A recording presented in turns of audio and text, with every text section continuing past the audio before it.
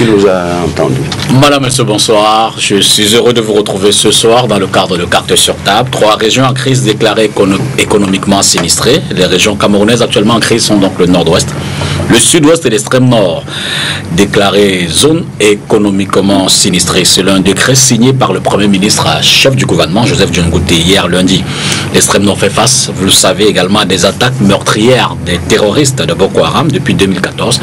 Et les régions du nord-ouest et du sud-ouest traversent une crise socio-politique depuis fin 2016.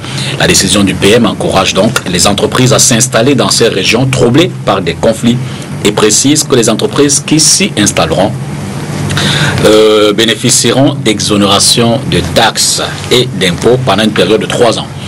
Or, il se trouve que le sud-ouest notamment est une zone primordiale pour la production de la banane. Tenez, en 2015, le Cameroun était premier producteur africain et malheureusement, certains facteurs n'ont pas permis qu'on conserve longtemps cette place privilégiée. Ce soir, nous allons donc scruter les pistes de la relance de ce produit compte tenu du contexte national et international. Puis viendra un deuxième panel pour aborder d'autres sujets autour de l'actualité, notamment la menace de suspension des plaidoiries annoncées par le barreau du Cameroun. Un mot sera dit également sur la rentrée scolaire, notamment dans le nord-ouest et le sud-ouest. Thème, pour faire simple, filière banane, quelle stratégie pour la relance? Ce sera le premier thème. Et puis deuxième thème, barreau du Cameroun, comprendre la suspension des plaidoiries. 6 invités. Pour le premier panel, 2 journalistes, ils vont rester permanemment jusqu'à la fin de l'émission. Et puis un administratif et une personnalité à multiples casquettes, même si elle est là ce soir pour parler essentiellement de son rôle au cœur de la banane camerounaise. Alors d'abord Denis Kobo, bonsoir. Bonsoir Lucien, bonsoir à tous les téléspectateurs. Journaliste. Je suis journaliste. Si je vous avais reçu hier, j'aurais dit au quotidien Le Jour. C'est vrai que je ne veux pas facilement enlever cette casquette, parce que ça fait 11 ans que j'ai écrit les plus belles pages de mon histoire professionnelle avec Le Jour. J'ai travaillé avec des collègues, j'ai l'habitude de le dire, qui sont parmi les plus expérimentés, les plus compétents du Cameroun. Dans la presse écrite, personne ne peut contester le fait que le quotidien Le Jour, peut-être même avec mon départ, totalise aujourd'hui la plus grande expérience professionnelle. On a plus de 100 ans d'expérience professionnelle dans la rédaction. J'en avais 22, je n'étais pas le plus vieux. Si on prend les Conlac, Tadjon, bon, c'est vrai que Tanya a déserté comme moi aussi. Si on prend Aman lui-même, nous totalisons plus de 100 ans d'expérience professionnelle.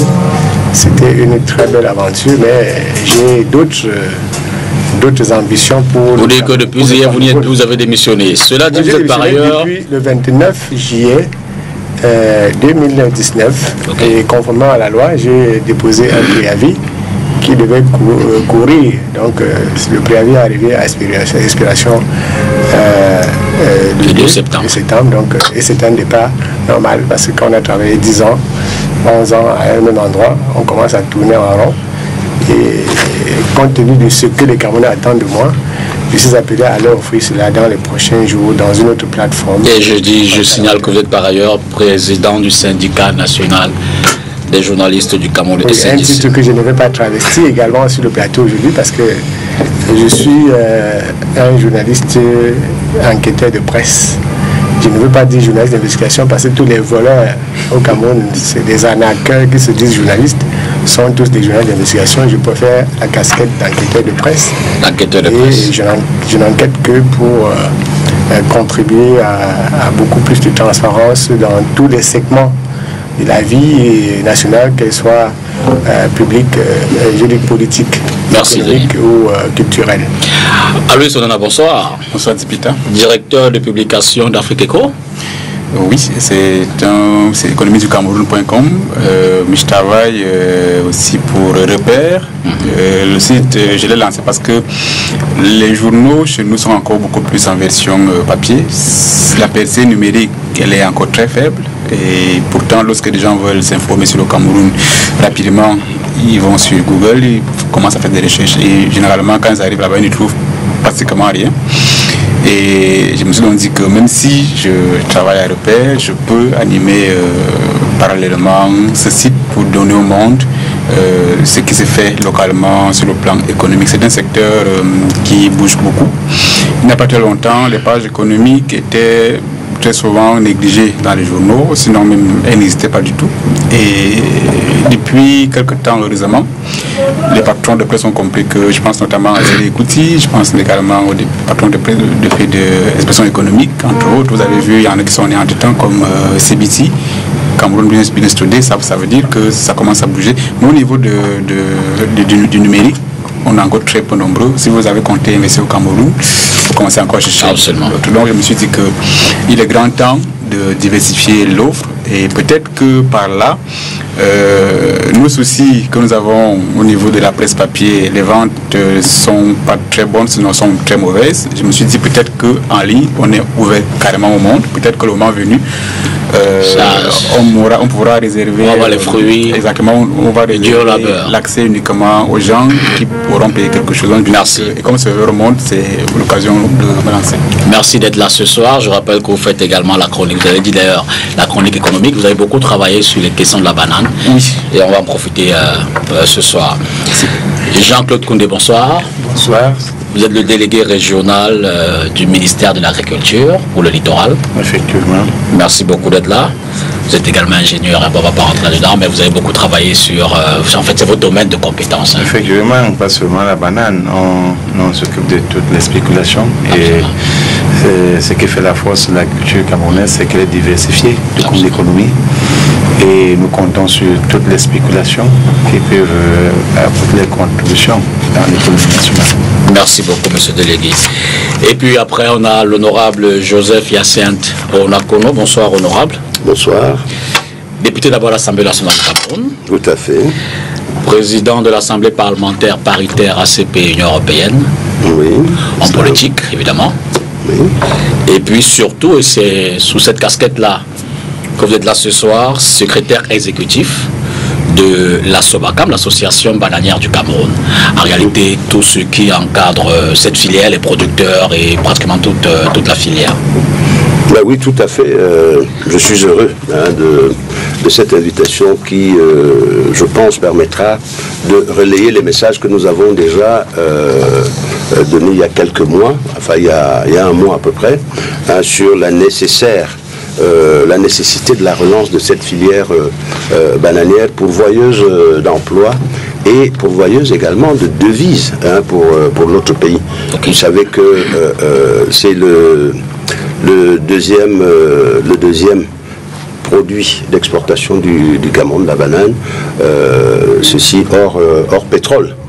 Et de ce fait, nous souffrons, hein, de la disparition déjà d'un premier opérateur au niveau de Mbanga, qui était la défunte la société des plantations de Mbanga, et puis plus récemment l'arrêt des activités au niveau de la Cameroon Development Corporation à Limbé.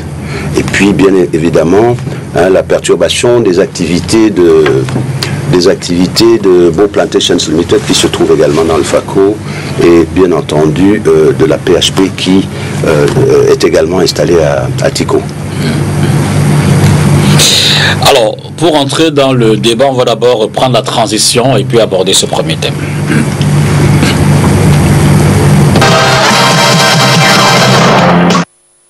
Quelques chiffres. 2015, le Cameroun a détrôné la Côte d'Ivoire au rang de premier producteur de la banane dans la zone Afrique, Caraïbes et Pacifique, en affichant une production record de 278 450 tonnes. Juste donc le temps de cette récolte, le pays a plutôt régressé en 2016 avec une production chiffrée à 249 610 tonnes. Ce sont d'ailleurs les statistiques, hein, que fournissait à l'époque l'association bananière. Je voudrais peut-être corriger, vous le dites, mais moi j'ai des chiffres ici, qui sont des chiffres actualisés, qui sont normaux. 2015, c'est bien 302, c'est à ce titre-là. 302 000 tonnes, c'est à ce titre-là que nous avons pu, hein, passer devant la Côte d'Ivoire. D'accord, je vais donc taire mes chiffres. 000 tonnes. Voilà. Je vais taire mes chiffres, pour simplement dire que l'année d'après, la Côte d'Ivoire... Alors avant de donner la parole aux spécialistes, Aloïs, oui. Je veux d'abord... m'inspirer du compte-rendu du journaliste. Vous avez fait une visite, un reportage en ces lieux il y a quelques semaines déjà. C'était le 30 juillet, je pense. Le 30 juillet, vu et entendu comment se porte la banane dans le sud-ouest Cameroun, l'un des fiefs de la production africaine désormais. Alors, mes yeux de journalistes ont vu les champs en friche, champs littéralement abandonnés. Littéralement, je pense à un champ qu'on appelait, je crois, Mafanja 1 and 2. Voilà, qui était totalement abandonné, totalement. Et là, on est allé rencontrer, on est allé visiter un magasin, c'est parce que c'est une station d'emballage qui était carrément abandonnée. Là, on avait trouvé un conteneur qui était abandonné, ça veut dire que ce jour, on nous a dit qu'il y avait eu attaque et qu'on avait donc carrément tout brûlé. La production était déjà empaquetée, si c'est comme ça que se dit, dans le conteneur. Déjà, bon, je veux dire quoi, on avait trouvé des cartons carrément calcinés, donc il faut passer par là des ambazoniens avaient carrément tout brûlé, et on nous a expliqué que il faut, rien que pour le champ là, pour le magasin en question, il faut environ 150 millions pour le remettre en fonction. Donc on a vu les champs abandonnés, on a vu des témoignages. Je rappelle que pour que les gens parlent à la presse, c'était hyper difficile. On a entendu parler des gens qui avaient des doigts mutilés parce que des gens sont déterminés à travailler, à défendre leur pain, leur gagne-pain, sauf qu'ils ont en face d'eux des gens qui ne veulent pas du tout qu'on parle encore de la banane dans cette partie du pays. Donc vous avez des gens mutilés, vous avez des engins carrément garés au niveau de la CDC. J'ai trouvé des engins carrément sur les cales, carrément. Donc, si vous avez la chaîne de transport de la banane du champ vers la zone d'emballage, c'est de la ferraille entassée de part et d'autre. Vous comprenez qu'il n'y a plus de vie. Et j'avoue que je n'étais pas le seul d'ailleurs, on avait très peur, nous tous qui étions dans le bus. Et pourtant, la SOBAC avait pris quand même des mesures de sécurité pour nous. Je pense qu'on avait, on avait devant nous un pick-up de militaires et derrière nous également un pick-up, mais seulement nous ne nous sentions pas du tout en sécurité. Vous imaginez donc que nous, sécurisés, mais ayant quand même la peur au ventre, moi on a trouvé des gens qui étaient quand même au champ. Des champs, j'ai pu abandonnés par la CDC. On leur demandait mais comment faites-vous pour être ici alors qu'on sait très bien que c'est une zone qui est hyper dangereuse. Alors on nous a dit en fait il faut juste parler quelques mots là en langue locale et vous êtes donc sûr qu'on peut vous laisser en vie. Mais avant de partir, il n'est pas exclu que vous perdiez soit un doigt, soit bref une partie de votre corps. Donc aujourd'hui on a compris que ce n'est pas un vain mot que de dire qu'aujourd'hui la filière banane, elle est hautement en danger. Si on ne fait rien, on risque de la perdre entièrement. Je pense qu'on a parlé de 32 milliards de pertes de janvier en mars 2019 seulement, vous imaginez, 32 milliards. Ce n'est pas 32 millions. Ici, là, c'est des chiffres qui donnent carrément du vertige. Ça veut dire qu'aujourd'hui, il est grand temps. Heureusement que j'ai entendu parler de la relance qui est imminente. Et je pense qu'on va aller en profondeur au cours du débat. Denis Kobo, une idée de l'aperçu que vous faites de la situation actuelle? Oui, j'ai souvent l'habitude d'aller en contre-reportage. C'est la méthode que j'utilise, que ce soit sur le terrain de la sécurité ou sur tout autre sujet. Et en tant qu'enquêteur de presse, la problématique fait partie du protocole, mais c'est une infime partie du protocole. La problématique, c'est un angle que je suis choisi et dans l'enquête, j'essaye de prendre les causes et les conséquences pour être sûr que ceci explique cela. Quand je parle aux étudiants, c'est ce que je dis. Donc, par exemple, tout ce que Aloïs peut décrire sur le champ de la CDC, pour moi, ça fait un paragraphe d'une enquête, ou trop un paragraphe. Ça fait juste l'entrée, l'attaque, c'est-à-dire que de l'enquête. Parce que les problèmes de fond sont là où les uns et les autres ici vont tout à l'heure parler. Parce que s'il n'y a pas eu de crise anglophone, le problème de la banane aurait existé. Quand on parle de 2015, 2016, ce n'est pas encore le pic n'est-ce pas, de la crise sécuritaire, de la fissure sécuritaire dans la zone du sud-ouest. Et tout à l'heure, quand on va entrer dans les chiffres, en regardant ce qui s'est passé ailleurs, tout à l'heure, on voit la situation camerounaise qui décroît, la production de carbone qui décroît, et de l'autre côté, on voit également la production qui ailleurs croît. Donc on va utiliser les éléments de comparaison dans une simple analyse de littérature pour savoir qu'est-ce qui peut donc faire que ce qui est réussi ailleurs ne réussisse pas chez nous. Absolument. Ce n'est que dans cette condition-là qu'on pourra comprendre, parce que les mêmes causes produisant les mêmes effets, si par exemple vous savez, il y a le principal opérateur du secteur de la filière banane ici, qui est PHP La Fruitière, est présent en Côte d'Ivoire. Quand on dit qu'il y a eu une augmentation de 30% de la production en Côte d'Ivoire, c'est effectivement La Fruitière qui, en Côte d'Ivoire, a pu faire ce chiffre. Donc il faudra tout à l'heure que les experts expliquent comment est-ce que... Je dis que c'est grâce à... C'est un gros. C'est lui qui porte le marché. Donc il a pu obtenir cela ailleurs. Qu'est-ce qui a donc fait en sorte qu'on ne puisse pas avoir le même dynamisme au Cameroun? Quels sont les pesanteurs? Je crois qu'il y a suffisamment de techniciens ici je voudrais peut-être nous expliquer ce qui s'est passé. Non, je voudrais peut-être suggérer à Denis que nous sortions de la philosophie. Nous avons des chiffres, comme il l'a dit, nous avons des choses que nous devons exposer et expliquer. Nous parlons de relance. Nous pouvons, vous avez dit qu'il fallait faire un état des lieux. Moi, je peux vous donner des chiffres qui vous indiquent à partir de quel moment il y a pic, il y a remonté pour qu'on arrive à 300 000 tonnes. Et ensuite, vous expliquez pourquoi on retombe. Donc, la crise anglophone n'est pas, la crise dans le sud-ouest n'est pas la cause principale, parce que quand on arrive au sud-ouest, les plantations sont abandonnées, mais c'est aussi 40% de la production camerounaise, la CDC. Donc cela, il faut le prendre en compte. Donc il est tout à fait normal que lorsque la production s'arrête, les plantations comme Mafanja dont parlait Aloïs tout à l'heure, Mafanja c'est 600 hectares. C'est 600 hectares. Et sur 600 hectares, on peut raisonnablement espérer avoir 30 à 35 000 tonnes de production avec un rendement de 50 tonnes. C'est des plantations nouvelles avec 50 tonnes à l'hectare. Donc on peut espérer avoir quelque chose comme ce que j'ai indiqué.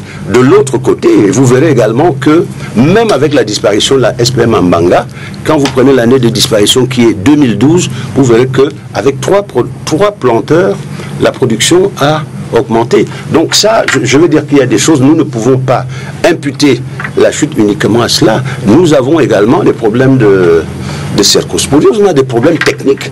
Donc il faut parler de ces choses-là, ce n'est pas de la philosophie. Donc je souhaite que le décor planté comme il a été là, vous apprêtiez à donner la parole. Oui, on revient. En fait, ce serait délégué, avec le délégué. Si on peut avoir une forme de cartographie, d'imagerie, je vais dire comme ça pour me faire comprendre, des bassins peut-être de production de la banane au Cameroun. Je vous dis comment ça se structure, comment ça se présente.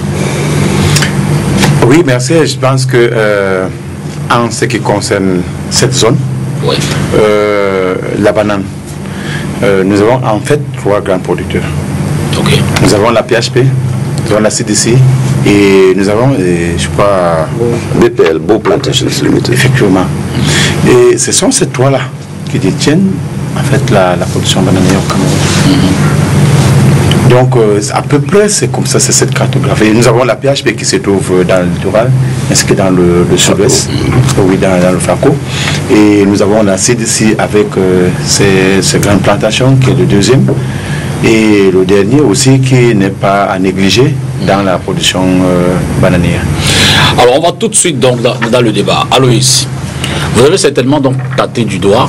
Vous aujourd'hui, vous observez quels sont les freins qui ont fait perdre son niveau de production, sa capacité à la banane camerounaise, éventuellement, quels sont les leviers qu'on pourrait activer pour relever la production à son niveau maximal. Bien, c'est vrai que vous l'avez évoqué, on a été quand même les meilleurs en 2015, et à peine un an plus tard, la Côte d'Ivoire nous a ravi la vedette. Et depuis lors, on n'a plus vraiment réussi à nous relever. Pendant qu'on y était, la crise anglophone est arrivée et qu'on le veuille ou non, elle joue un rôle hyper négatif sur la productivité, je veux dire, de la compétitivité de la banane camerounaise. Donc, aujourd'hui, le principal problème qui s'oppose à la banane camerounaise repose d'abord sur la question sécuritaire. Aujourd'hui, vous avez, je l'évoquais à l'entame, des employés qui sont prêts à travailler. Vous avez même des patrons à la CDC qui sont peut-être disposés à aller au travail, mais sauf que quand vous avez la certitude que sur votre chemin, vous allez rencontrer des gens qui ne sont pas de la même perception que vous, eh bien, quel que soit votre engagement, votre énergie, tout cela sera douché et vous allez une fois de plus rester. Donc aujourd'hui, le principal problème, à mon avis, consiste d'abord à résoudre le problème sécuritaire. L'argent a ceci de particulier qu'il n'aime pas les bruits. Absolument. Et donc, s'il n'aime pas les bruits, grave encore, il déteste au plus haut point les détonations. Et lorsque c'est encore des armes là, ça devient tout compliqué.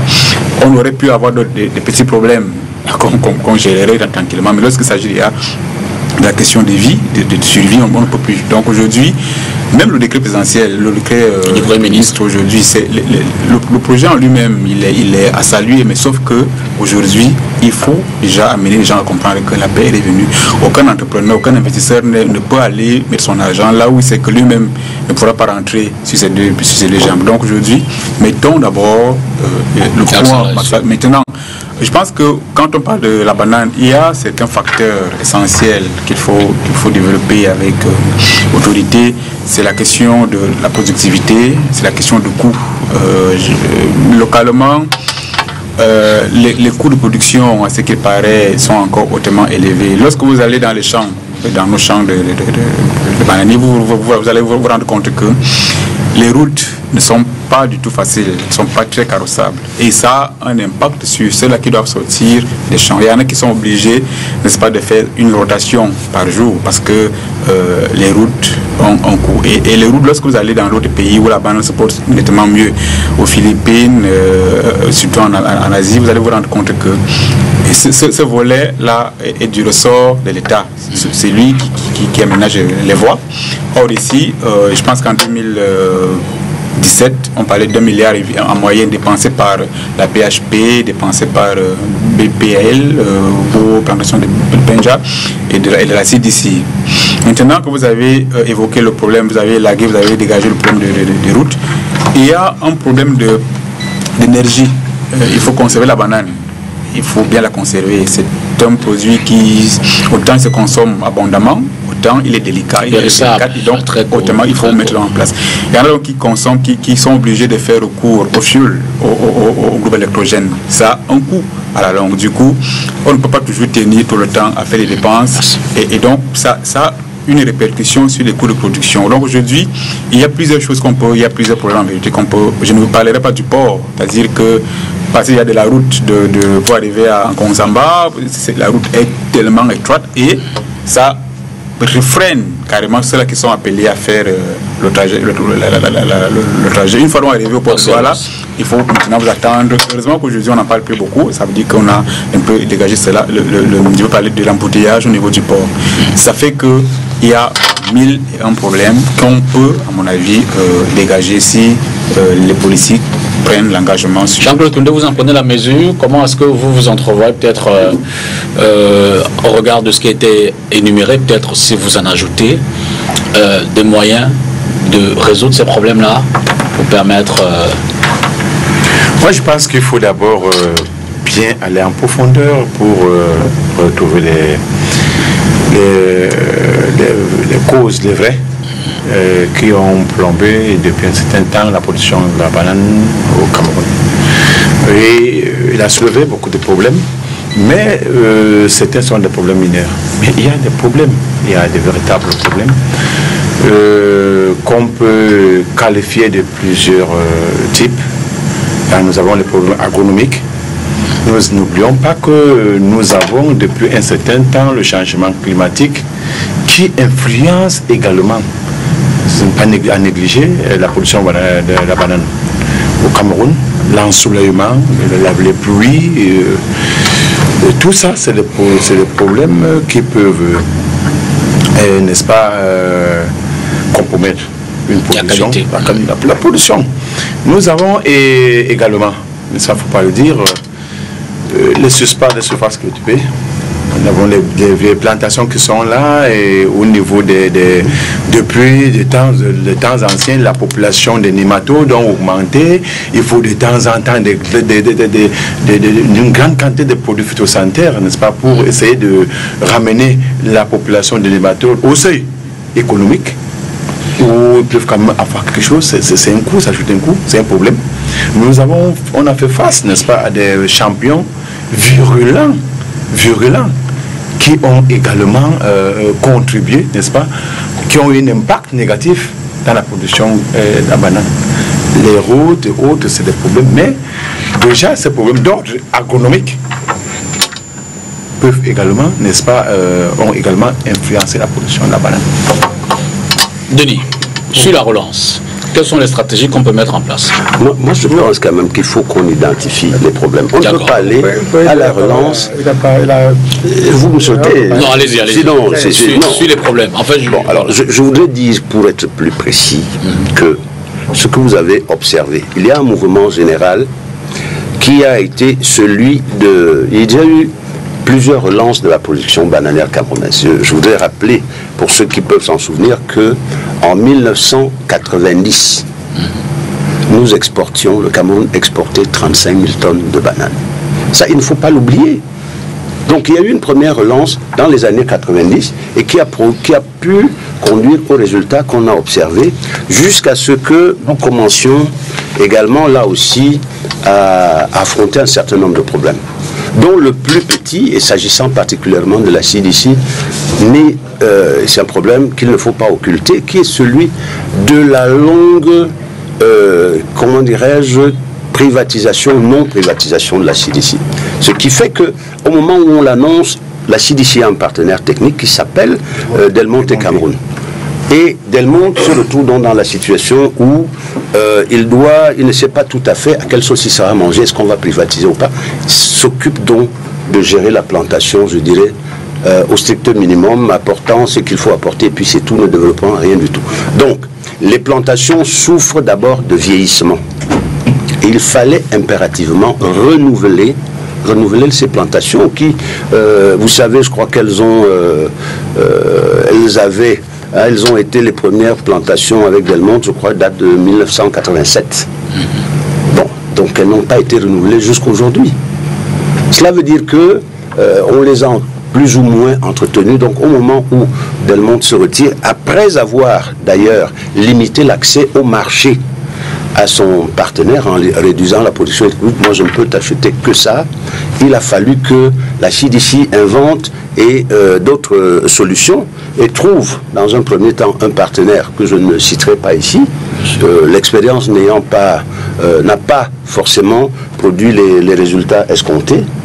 Revient donc à ce moment-là, je crois, depuis, quand vous voyez la remontée de la CDC, c'est l'arrivée comme conseiller technique, la PHP, qui devient assistant technique et apporte son assistance technique à la CDC, et la production remonte jusqu'en 2016 où elle retombe. Et les 600 hectares, ça c'est l'accompagnement et la proposition de la PHP de dire il faut renouveler ces plantations. C'est les 600 hectares dont vous parlez à Mafandja, c'est les nouvelles stations d'emballage, etc., etc. Ça, c'est le problème de la CDC. Donc il y a un renouvellement nécessaire des plantations, indispensable. Donc vous ne pouvez pas espérer des rendements de 50 hectares sur des plantations qui ont 20, 25 ans. Ce n'est pas possible. Donc, ensuite, vous avez de l'autre côté, vous avez la pression foncière. Vous avez vu que la même CDC a dû abandonner les plantations du côté des Kona parce que la ville avance et, comment dirais-je, grignote les terres. La concession. Bon, et vous savez que voilà. Et vous savez également que même pour faire les traitements aériens, là où il y a de la population, vous ne pouvez plus rien faire. Donc les maladies s'installent. Lorsque vous allez chez PHP, vous verrez également le même problème, c'est-à-dire le problème de la pression foncière. Vous avez parlé à juste titre des problèmes agronomiques. Je crois que ça, ce n'est qu'ensemble qu'on peut les résoudre. C'est pour ça que nous sommes regroupés au sein de la Sobacam pour trouver ensemble des solutions. Nous avons sollicité le gouvernement sur la question de l'accès aux terres. Parce qu'aujourd'hui, je vais vous dire, par exemple, dans le Mongo, tout le monde veut absolument s'installer dans le périmètre autour de ces plantations, alors qu'en réalité, il y a des terrains, comment dirais-je, des terrains à l'intérieur des terres. Mais ça, il faut que l'État, là aussi, crée des routes, crée des voies d'accès, etc., pour pouvoir avoir accès à ces terres et pouvoir éventuellement développer. Parce que vous ne pouvez pas continuer à cultiver sur les mêmes terres. La PHPC déportée, par exemple, sur Déane est pour un projet de 700 hectares, mais vous ne pouvez pas déforester. Parce que là aussi, bon, il y a des étangs certifiés, Rainforest Alliance, etc., il est interdit de déforester. Donc vous êtes obligé, vous êtes dans le cadre d'une agriculture durable et responsable, vous êtes obligé de respecter ces règles-là. Vous allez chez BPL, vous avez un problème aujourd'hui où, bon, il fait des routes, mais ces routes sont utilisées par les sableurs. Les gens qui creusent le sable et donc qui créent des inondations, qui créent des tas de choses. Donc je pense qu'il y a une série de choses qu'il faut résoudre. Et tout cela se traduit également par des difficultés de trésorerie causées en partie par une fiscalité, je dirais, un peu sévère, appliquée à la filière bananière. Dans ce sens que, vous voyez aujourd'hui, nous parlons des crédits de TVA. Bon, il y a un long circuit et l'État a la bonne volonté de rembourser les crédits de TVA, mais on est confronté à des problèmes de liquidité. Mais cela plombe aussi la trésorerie des entreprises qui voient réduite leur capacité de réinvestissement. Mais pour vous relancer, on a l'impression, on a envie de se demander, mais finalement, si la responsabilité est celle des autres, vous les producteurs, les planteurs, quelle est la vôtre? La responsabilité des producteurs, c'est de produire. Donc il faut réunir un certain nombre de conditions pour produire. Donc je vous ai expliqué les choses, enfin les difficultés auxquelles les producteurs font face. Je parle de la CDC, c'est une société à capital public, dont le seul actionnaire c'est l'État. Donc je vous ai dit quelle était la situation de la CDC et comment est-ce que vous verrez là qu'on commence à avoir quelques pistes pour la relance d'abord des plantations existantes pour pouvoir espérer revenir au minimum au niveau où on était en 2015 avant de songer à aller un peu plus loin. Denis Kouébon. La réalité du terrain, c'est que on a pratiquement un seul producteur de bananes aujourd'hui.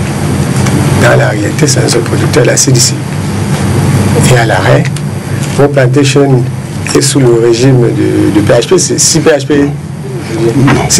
n'existe pas, Mo Plantation aujourd'hui... Si Mo Plantations n'existe pas, même PHP est menacé. Vous ne savez pas. Non, j'ai compris. J'ai bien compris. Voilà. Il y a 3 éléments sur le marché. Puisque je travaillais sur les autres marchés, notamment en Ghanéen, j'étais dans les plantations de Côte d'Ivoire avec...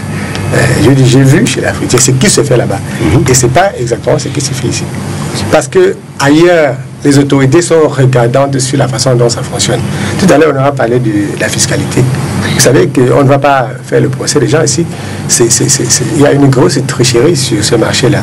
Parce que les gens qui font le chiffre d'affaires qu'on connaît, on dit ça, c'est le deuxième exportateur en dehors du pétrole.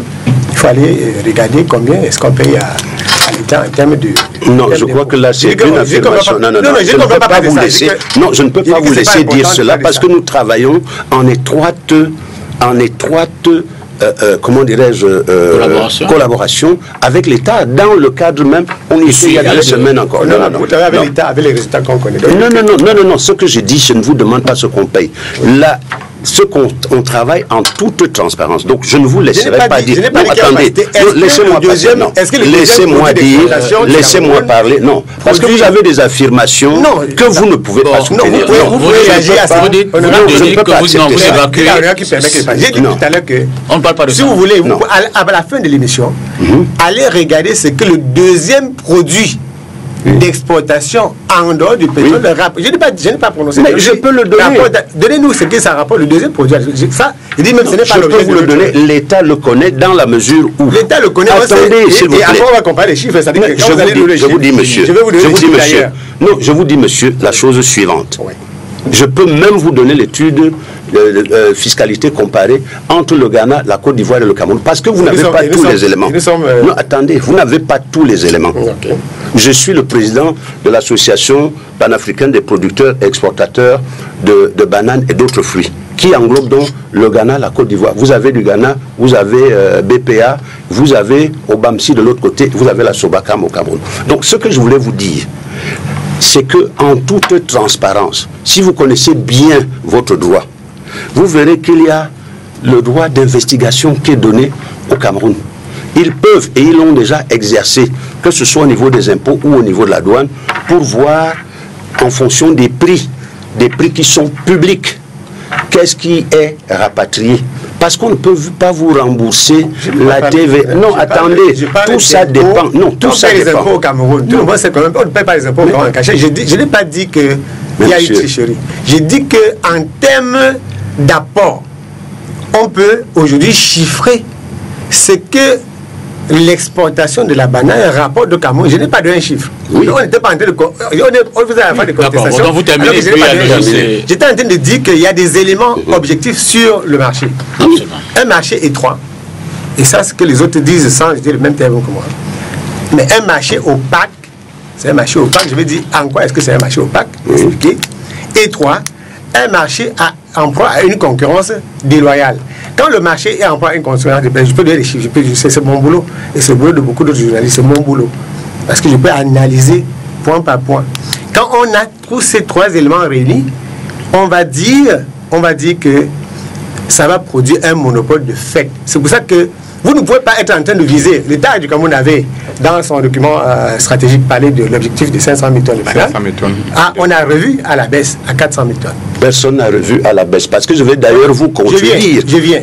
C'est nous qui avons annoncé 500 000 tonnes. Parce que vous ne savez même pas que ce document a été rédigé sur cette partie-là. Oui. Avec notre propre collaboration. Oui. Comment est-ce qu'on fait pour atteindre... Je voudrais qu'on ne se perde pas. On n'est pas dans un cours d'économie ici. Je voudrais qu'on soit parler parce que là, on ne veut pas parler. Bon, vous terminez, je ne suis pas venu donner un cours d'économie. Les éléments comparatifs. Parce que, vous êtes le secrétaire exécutif de l'association de producteurs. Donc, vous ne parlez pas au nom, vous ne parlez pas vous au nom des producteurs. Vous êtes neutre dans l'affaire.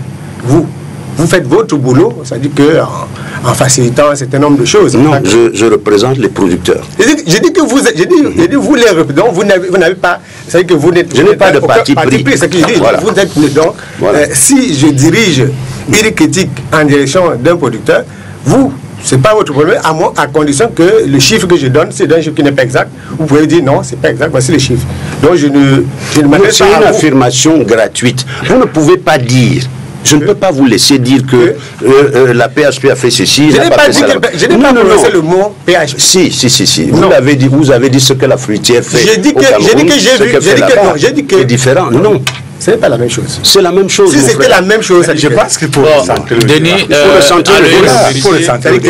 Vous savez, là, on s'égare un peu. On s'égare parce qu'il y a une volonté. On s'égare parce qu'il y a une volonté de ne pas laisser que les gens suivent ce qu'on dit. Non, le débat d'économie, ce n'est pas pour ça. Le débat consiste à permettre... On n'est pas venu à un cours d'économie. Dites ce que vous avez à dire. C'est tout. À condition que le président de la Sobakam ne m'empêche pas de parler. Non, allez-y, vous avez quand vous avez les éléments liés à l'opacité, j'ai dit, je vais expliquer point par point. On ne veut pas que j'explique. Non, allez-y, expliquez. J'ai donné les 3 points et dit que les 3 points-là, je parle comme journaliste, je ne suis pas producteur. Moi, je suis cultivateur d'autres choses. Quand vous avez 3 points-là, ça produit un monopole de fait. Quand vous expliquez, on se rend compte qu'il n'y a qu'un producteur qui tienne encore la route. J'ai lu les articles de presse des reporters qui étaient sur le terrain. Il dit il n'y a qu'un producteur qui tient. Si c'est un seul producteur qui tient, il n'est pas possible miraculeusement d'atteindre cet objectif. Compte tenu des problèmes que vous-même vous énumérez, n'est-ce pas? Donc, il faut autre chose pour que ça se passe. Qu'est-ce qui a causé le boom en Côte d'Ivoire? Ce qui a causé le boom en Côte d'Ivoire, c'était justement le fait d'entrer plusieurs opérateurs sur le marché. Bien sûr. Ils sont entrés quand? Non. Je n'ai que c'est une autre question. Mais oui, bien sûr. Et nous sommes avec eux dans la Fribana. Ils sont entrés, ça fait 2 ans. Dans 2017. Mais oui. Parce qu'il m'a posé la question. Il a posé la question. 2015-2016. Et leur mission, et ça a permis de ramener au moins 200 000 tonnes de la production ivoirienne. Bien sûr. Le député m'a demandé tout à l'heure en rapport avec la relance. C'est pour ça que j'ai abordé. Mais on n'en est même pas encore là. J'ai dit tout à l'heure que nous avons ce que nous avons dit. Il faut d'abord retrouver, pour ce qui existe, le niveau qu'on avait. Et ensuite, passer à la relance d'autres choses pour atteindre les 500 000 tonnes. Chacun de nous sur le plateau a un élément d'argumentaire. Donc, mon argumentaire n'est pas là pour démonter ce que vous expliquez. Vous expliquez un pan, j'explique l'autre pan. Non, je refuse le terme opacité. L'opacité tient à quoi? Parce que je ne veux pas, si vous rentrez dans les détails, je peux frustrer des gens. Et ce n'est pas le but de ces débats. Il y a des choses que parce que ce n'est pas le lieu de cela. Si on vous dit, si on vous prenez quelqu'un qui est aveugle, vous l'amenez sur le marché camerounais, vous dites, voici le pays qui était le premier producteur africain du banane il y a de cela 3 ans. Voici la situation qu'on vit au Cameroun. Il va vous poser la question de savoir, il y a combien d'opérateurs? Vous allez citer 1, 2, 3 opérateurs complètement sinistrés. On vous dit, comment est-ce que ça peut arriver dans un pays qui se fixe un certain type d'objectif, je veux dire, assez flatteur comme on l'a ici? Qu'est-ce qui peut faire que en 2019, on se retrouve avec tout le monde sinistré, y compris le principal producteur? Qu'est-ce qui se passe? Et les uns les autres devraient quand même se poser cette question. Ça, c'est, quand on donne les chiffres, on dit que ça, c'est le 2e produit d'exploitation après le pétrole. Ça devait signifier beaucoup de choses, pas pour vous, mais pour l'autorité qui est établie au Cameroun. Vous avez parlé de l'accès aux terres. Pourquoi il n'y a pas de terre? Vous voulez atteindre 400 000 tonnes, 500 000 tonnes, avec quelle terre? Il y a une pression foncière dans le Mungo. Vous allez faire comment? Bon, c'est vrai que les routes pour aller à l'intérieur. Encore, bien sûr, je dis que, alors, donc on ne peut pas parler, quand on parle des 3 années, ou 3 années ou 4, parce que tout à l'heure on va entrer sur les facilités qui ont été accordées. Il faut y aller parce qu'on a plus d'un quart d'heure de... Si on prend ces 4, quelles sont les facilités en termes d'infrastructures qui ont été n'est-ce pas, mises en place pour que la production augmente? Je disais que quand vous allez en Côte d'Ivoire, chaque jour qui passe, les autorités, tous ceux qui sont parties prenantes, réfléchissent à comment est-ce que la production doit atteindre un certain cap. Quand vous allez voir les plantations dans l'herbe, j'étais dans les herbes là, j'étais à CDC, j'étais à SPM, j'étais même à PHP. Quand vous voyez ça, vous avez l'impression que les gens, les acteurs là sont mobilisés pour atteindre un certain nombre d'objectifs. Non, vous étiez sur le terrain. Et est-ce que quand vous regardez tout ça, quand vous regardez le produit de la CDC aujourd'hui, est-ce que vous voyez un électrochoc, vous voyez une volonté? Oui, du tout. La volonté. En vérité, le point de chute de Denis est très personnel parce qu'il y a 2 ans justement, on est allé à la SPM, Société de Mbanga, qu'on est en train aujourd'hui de vouloir rebaptiser en Société agricole de Mbanga. Et là, c'était non, ils ne vont pas rebaptiser parce que on va liquider. Il y a quelqu'un qui est déjà en train de... Il n'y a rien à liquider. Alors, il était donc question qu'on était avec... C'est pas rebaptisé de toute façon, c'est ça? Non, si c'est pas rebaptisé, c'est vrai. Il était question que la SPM, il y a 2 ans, il y avait le Motazé, à l'époque encore, mais il était question que la SPM redémarre. C'est pour parler de l'époque. 2 ans plus tard, je vous assure que c'est la broussaille qui a carrément pris la place des ambitions qui étaient applaudie. L'État est actionnaire. L'État est actionnaire. De quoi? Bon, le SPM à 12%. Non. SPM est 12%. SNI, non, l'actionnariat SNI, c'est sur le capital risque. Donc, c'est la dénomination de l'argent qui est là. Oui, on ne va pas reparler de ça ici. Et voilà, ça c'est un aspect. J'évoquais tantôt des routes avant la CIC a perdu 4000 tonnes de 2010 au moins à 2016 du fait des routes. Simplement parce que il est difficile chaque fois de refaire les routes. Donc quand j'évoquais cet aspect, c'est que ça coûte, c'est énorme qu'on perde. Ça vous peut paraître un peu négligeable, mais en interne, ça a un coût. Donc, aujourd'hui, ce que nous voulons, justement, c'est qu'on sorte des discours. Absolument. Ailleurs, les gens se mobilisent. En Côte d'Ivoire, ils sont 6 opérateurs. Il y a 2 Antillais qui sont arrivés il y a 2 ans. Or, chez nous, qui est en face de nous? Si vous avez pris le plus ancien, c'est la PHP, qui est depuis 1983. au 84. Le plus ancien, c'est la CDC. La CDC, c'est la depuis 1948. Bien, mais sauf que les documents officiels, en fait, je veux dire quoi, ces performances actuelles ne nous prouvent pas que, avant même la crise, anglophone. Donc, aujourd'hui, on a le faux sentiment que le leader, en vérité, c'est la PHP. Et évidemment, pour revenir à Denis Kouébo, tous ces gens-là font recours à la PHP lorsqu'ils ont besoin de... presque en tout. C'est pour ça qu'aujourd'hui, pour que cette image-là disparaisse, il est grand temps peut-être aussi d'ouvrir le marché. Comme la Côte d'Ivoire l'a fait. Ne pas seulement le laisser entre les mains. Non, attendez que je vous dise une chose. Parce que quand vous parlez de choses, il faut vous... Est-ce que vous avez suivi le plan de relance de la filière banane? Il y a une structure qui est créée et qui est dirigée qui est coordonné par le Premier ministre lui-même, qui a fait l'objet d'un arrêté de septembre 2013 et qui a donc toutes les administrations et qui réfléchit sur la relance de la banane. Donc il y a une volonté, les problèmes ont été... Pardon? La dernière réunion de ce comité, c'était quand? On a tenu déjà une réunion hier. Je ne veux pas parler attendez. On avait une réunion hier et où on a convenu de tenir, avant la fin du mois de septembre, une réunion sous la présidence du Premier ministre et une autre à la fin du mois. Donc, il y a des choses qui se font. Donc, il ne faut pas faire comme si cela n'existait pas. La compagnie fruitière a été choisie par le gouvernement pour accompagner la relance de la CDC. Dans le cadre attendez que je termine, s'il vous plaît. Je voudrais vous dire la relance.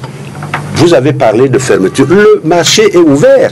Hier, nous étions avec la SAM à la réunion à laquelle nous avons assisté. Et en tant qu'Assobakam, vous verrez le communiqué qui sort de cette réunion. Nous avons dit qu'on ne peut pas faire les 500 000 tonnes tout seul. Le marché est ouvert. Ce n'est pas un producteur qui empêcherait l'autre. Il n'y a pas de concurrence à l'intérieur du pays. Il y a concurrence à l'extérieur contre les autres bananes. Donc plus les opérateurs, de nouveaux opérateurs peuvent venir, ça crée des emplois. Hein? Donc nous accueillons avec beaucoup de joie. Je l'ai dit à Madame la directrice UGR, Madame Ngobasso, qui était avec le conseil de la SAM. Je les connais tous les deux, nous avons travaillé ensemble. Je dis plus, nous avons des gens qui viennent pour aider à atteindre cet objectif, mieux le Cameroun, la banane camerounaise va se porter. Donc, il n'y a pas un procès à dire qu'il y a des gens qui empêchent X ou Y. Non, c'est ouvert et c'est le gouvernement qui régule. Le gouvernement a entamé cette réflexion depuis 2013. Les questions foncières, les questions fiscales dont j'ai parlé tout à l'heure, font l'objet d'un dialogue permanent avec le gouvernement, avec la Sobakam, avec ses membres, pour résoudre ces problèmes. Je les ai cités parce que vous avez demandé quels étaient les problèmes qui pouvaient causer telle ou telle chose. Je vous ai dit, voilà ce que nous avons identifié et qui permettrait, par exemple, de retrouver d'abord, parce que ça, il faut d'abord arriver à 300 000 où on était déjà, pour continuer. On ne va pas s'arrêter. Je permets que je dise que l'État du Cameroun n'a pas mandaté PHP pour la relance. Non, je n'ai pas parlé de PHP, je parle de la compagnie fruitière. Et c'est un document officiel. Non, il n'y a pas ce mandat. Si vous avez ce mandat, il existe. Allez demander à Monsieur le Premier ministre. Non, je dis ce mandat n'existe pas. Il existe. Je sais exactement que quelqu'un que vous connaissez au Premier ministère a promis. Non, pas du tout. Vous racontez une chose. Moi, je ne dis pas. On est laissez-moi le dire. là-dedans. Je ne suis pas venu ici pour parler de ça. Non, ce n'est pas une proposition. Je vous dis la chose suivante. Monsieur le délégué, vous êtes au courant. Monsieur le délégué vous êtes au courant de cette affaire. En fait, non, sur les relances, sur les stratégies de relance. Le Cameroun compte beaucoup sur ses cultures d'exportation, sur ses produits d'exportation pour le redressement de la balance commerciale. Et ils ne peuvent pas rester indifférents quand une filière est en difficulté. Absolument. Ça, il faut le reconnaître. On est en train de faire les efforts pour que la filière banane, comme toutes les autres filières également, retrouvent, n'est-ce pas, leur performance. Mais la relance d'une filière ne se passe pas comme ça. Il faut quand même faire un bon diagnostic de la filière, revoir les causes et essayer d'apporter une solution et en même temps créer une chaîne de valeur qui peut donc bosser donc cette filière pour que ça démarre véritablement. Je pense que le travail est en train, j'aborde de son côté, le travail est fait, le travail est en train d'être fait. Vous voyez, Nous avons des difficultés où on fait face et c'est ça qu'on doit contourner. Les contraintes, ces contraintes. Alors pour sortir, quelle est donc, parce qu'on est pratiquement 10 minutes avant la fin de ce débat, quelle peut être l'incidence de façon pragmatique du décret du Premier ministre d'hier pour contribuer à cette relance? Est-ce que ça peut encourager peut-être les producteurs déjà existants à prendre plus de risques, puisqu'en fait c'est une zone sinistrée? Ceux qui veulent entrer, est-ce qu'ils peuvent s'y intéresser? Aloïs, comment est-ce que de façon pragmatique la filière peut profiter au maximum, et je dis encore compte du contexte local et du contexte international, puisque la concurrence est assez forte? C'est une question de sortie pour tout le monde. Okay.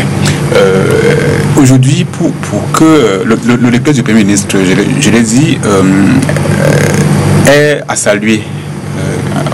Mais seulement, aujourd'hui, je ne me mets pas à la place des gens qui vont investir. La banane demande beaucoup d'investissement. Lorsqu'on veut s'y mettre, ça demande qu'on soit financièrement capable. Et donc, lorsque quelqu'un a son argent, et aller lui demander d'aller investir peut-être dans une zone sinistrée, il faut quand même prendre des mesures maximales, parce qu'on appelle ça la zone sinistrée, et déjà le terme en lui seul fait peur. Ça veut dire que vous prenez, si déjà investir est synonyme de risque, mais de là encore à prendre des risques sécuritaires, et bien là c'est très compliqué. Donc aujourd'hui, demandons aux patrons, ils sont très, vous savez, les patrons camerounais sont très prêts à dépenser lorsqu'il faut investir. Prenez seulement au cas, lorsqu'on fait l'emploi obligataire. La dernière fois, on voulait 150 milliards. On a vu combien? Plus de 200 milliards. Ça veut dire que les gens, lorsqu'ils trouvent que ça peut rapporter, ils mettent leur argent. Mais sauf que, lorsque à cela, vous allez leur dire qu'il faudra être accompagné des militaires, d'un soldat, alors là, ça devient très compliqué. Du coup, actuellement, ce qu'il faut, c'est qu'on pacifie d'abord. Et là, donc, il faut encore chercher des solutions vraiment formidables. Si vous voulez même appeler les gens qui sont en face pour un dialogue réel, pour que ceux-là qui sont appelés à investir aient vraiment à prendre des risques, qui ne soient plus les risques liés à leur sécurité. Je ne parlerai pas de la TVA, l'honorable l'a évoqué. Maintenant, je ne manquerai pas de souligner une fois de plus les infrastructures routières. Si vous avez une route, une ruelle qui va de Douala pour Gonsamba, pour vraiment sincèrement, ça ne peut pas encourager les gens à aller même investir de ce côté. Donc, on a besoin d'une route, une vraie, de telle sorte qu'au lieu de faire une rotation journalière, de plantation des Penja pour le port, il faudrait qu'ils aient une route, une vraie, que quelqu'un soit en mesure de mettre 2-3 camions, mais en 1 heure. Donc aujourd'hui, il faut revoir, il faut une vraie infrastructure aussi de ce côté. Bon, peut-être que d'autres solutions viendront. Je m'arrête d'abord là pour que tout le monde... Jean-Claude Koundé, sur l'incidence de la décision du Premier ministre de décret. Oui, moi je pense qu'il est temps de faire une prospection d'autres sites pour essayer un peu d'augmenter la superficie. Parce que quand la zone est déclarée sinistrée, il est vrai, comme on l'a dit, ça peut faire en sorte que les vinceurs ont un peu peur de se passer. Mais il faut, moi je pense, essayer de faire une prospection. Vous soupçonnez qu'il y a d'autres sites au Cameroun fertiles qui peut faire pour faire une bonne prospection d'autres sites et qui permettront peut-être, en attendant, n'est-ce pas, que cette zone sinistrée soit un peu calme et retrouve la paix, et puis que les gens puissent...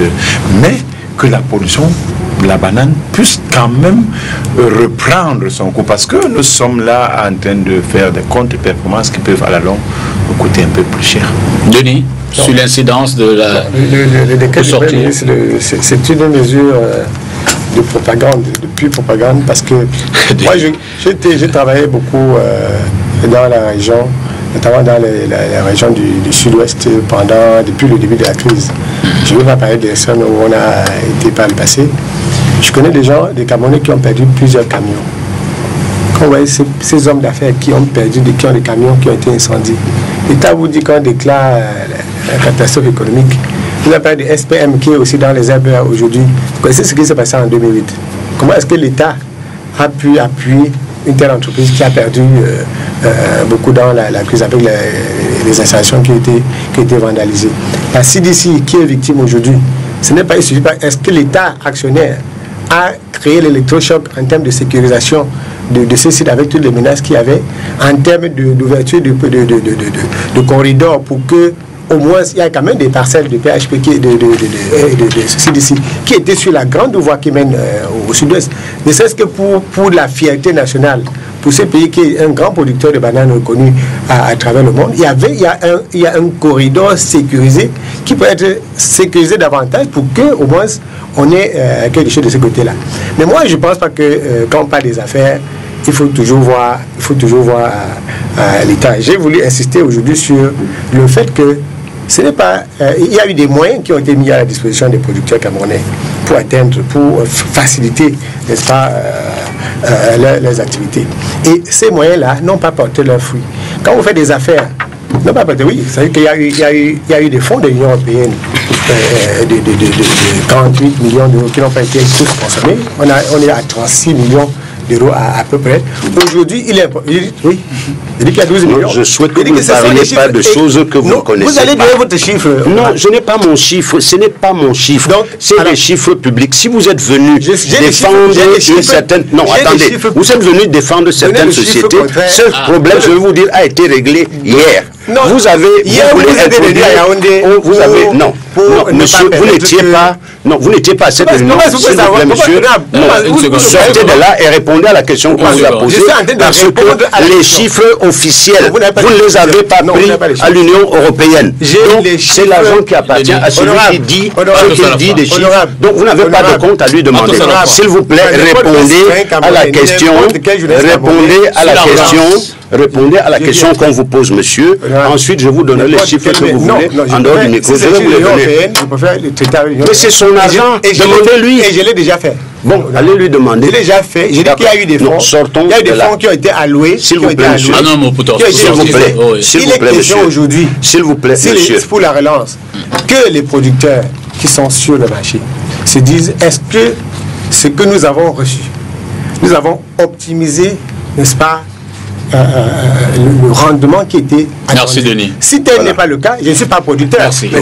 Voici ce qu'a reçu avec la relance. C'est rien du tout. Mais la relance, c'est que, attends, si vous avez, si je vous donne, vous êtes de l'agriculture, moi je suis agriculteur. Si vous avez reçu, moi j'ai reçu 1 million de la délégation d'agriculture pour développer ma plantation. À la fin, je reviens vers monsieur le délégué pour dire, monsieur le délégué, j'ai toujours des problèmes. Monsieur le délégué me dit, qu'est-ce qui s'est passé? Comment est-ce que tu as travaillé? Je dois pas la place Ce que je voulais dire, c'est parce que sur la relance, je voudrais. Ça vous dérange très bien.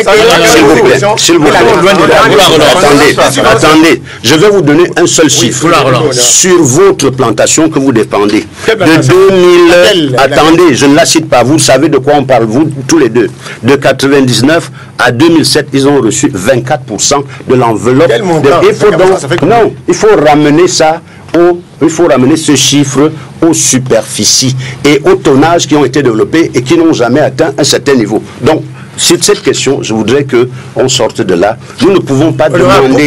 Nous ne pouvons pas demander. Nous ne pouvons pas demander. Nous ne pouvons pas demander des comptes sur de l'argent qui nous appartient. Allez le demander. Mais vous ne pouvez pas empêcher qu'un citoyen camerounais demande comment est-ce que l'argent monsieur, l'argent dont je parle est une subvention accordée à l'État du Cameroun. Bien sûr. Alors, et pourquoi Denis, on se n'est pas. L'État ne se plaint pas. Vous n'êtes pas l'État. Moi, je ne parle pas de l'État. Vos stratégies de relance. La relance, comme vous l'avez dit, et je vous l'ai dit, première étape, c'est que toutes les plantations existantes travaillent à retrouver au minimum le niveau de 2015. Ensuite, qu'elles continuent à se développer. Ça, c'est et dans le même temps que tous les acteurs, tous les investisseurs qui souhaitent investir au Cameroun puissent arriver. Et je pense que le décret du Premier ministre est également une excellente opportunité. Je vais m'arrêter là. Merci, merci beaucoup, cher monsieur, d'avoir contribué à cette première phase de l'émission. Monsieur le délégué, vraiment merci Jean-Claude Koundé d'avoir porté du vôtre. Honorable Joseph Hyacinthe Onankono, merci également en tant que ce soir secrétaire exécutif de la Sobacam qui était là sur ce plateau pour évoquer cette première thématique. On va aller dans la deuxième thématique pour parler notamment de ce qui se passe au barreau du Cameroun, en principe avec maître Simon Serge Kakak et maître Joseph Biliga qui vont tout de suite bien sûr remplacer les experts venus ce soir sur le plateau. Ce sera après la transition.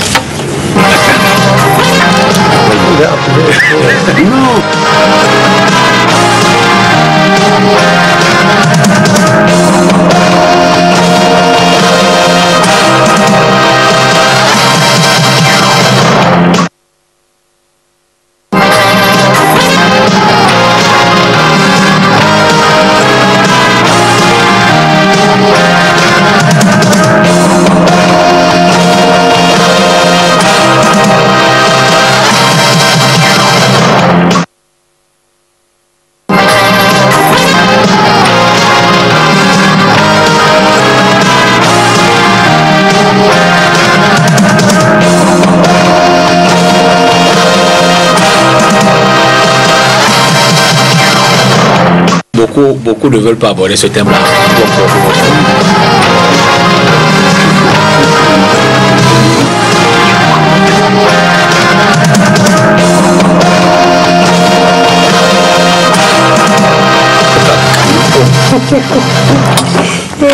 Le gars attaque, hein. Retour sur ce plateau pour le deuxième thème. Malheureusement, maître Simon Serge Kakak n'est pas encore là. Heureusement que maître Joseph Claude Biliga est présent dans ce studio. Bonsoir maître. Bonsoir. J'observe quand même que beaucoup d'avocats jouent de leur réserve pour parler de cette thématique. Le barreau du Cameroun, on l'a dit à l'issue du dernier conseil de l'ordre, a donc annoncé une décision de suspension des plaidoiries dans les différents tribunaux. Ce sera au cours de ce mois. Du 16 au 20. Du 16 au 20. Ouais. Schématiquement, comment est-ce que ça se présente? Vous n'y allez pas, ou alors vous ne portez plus vos robes?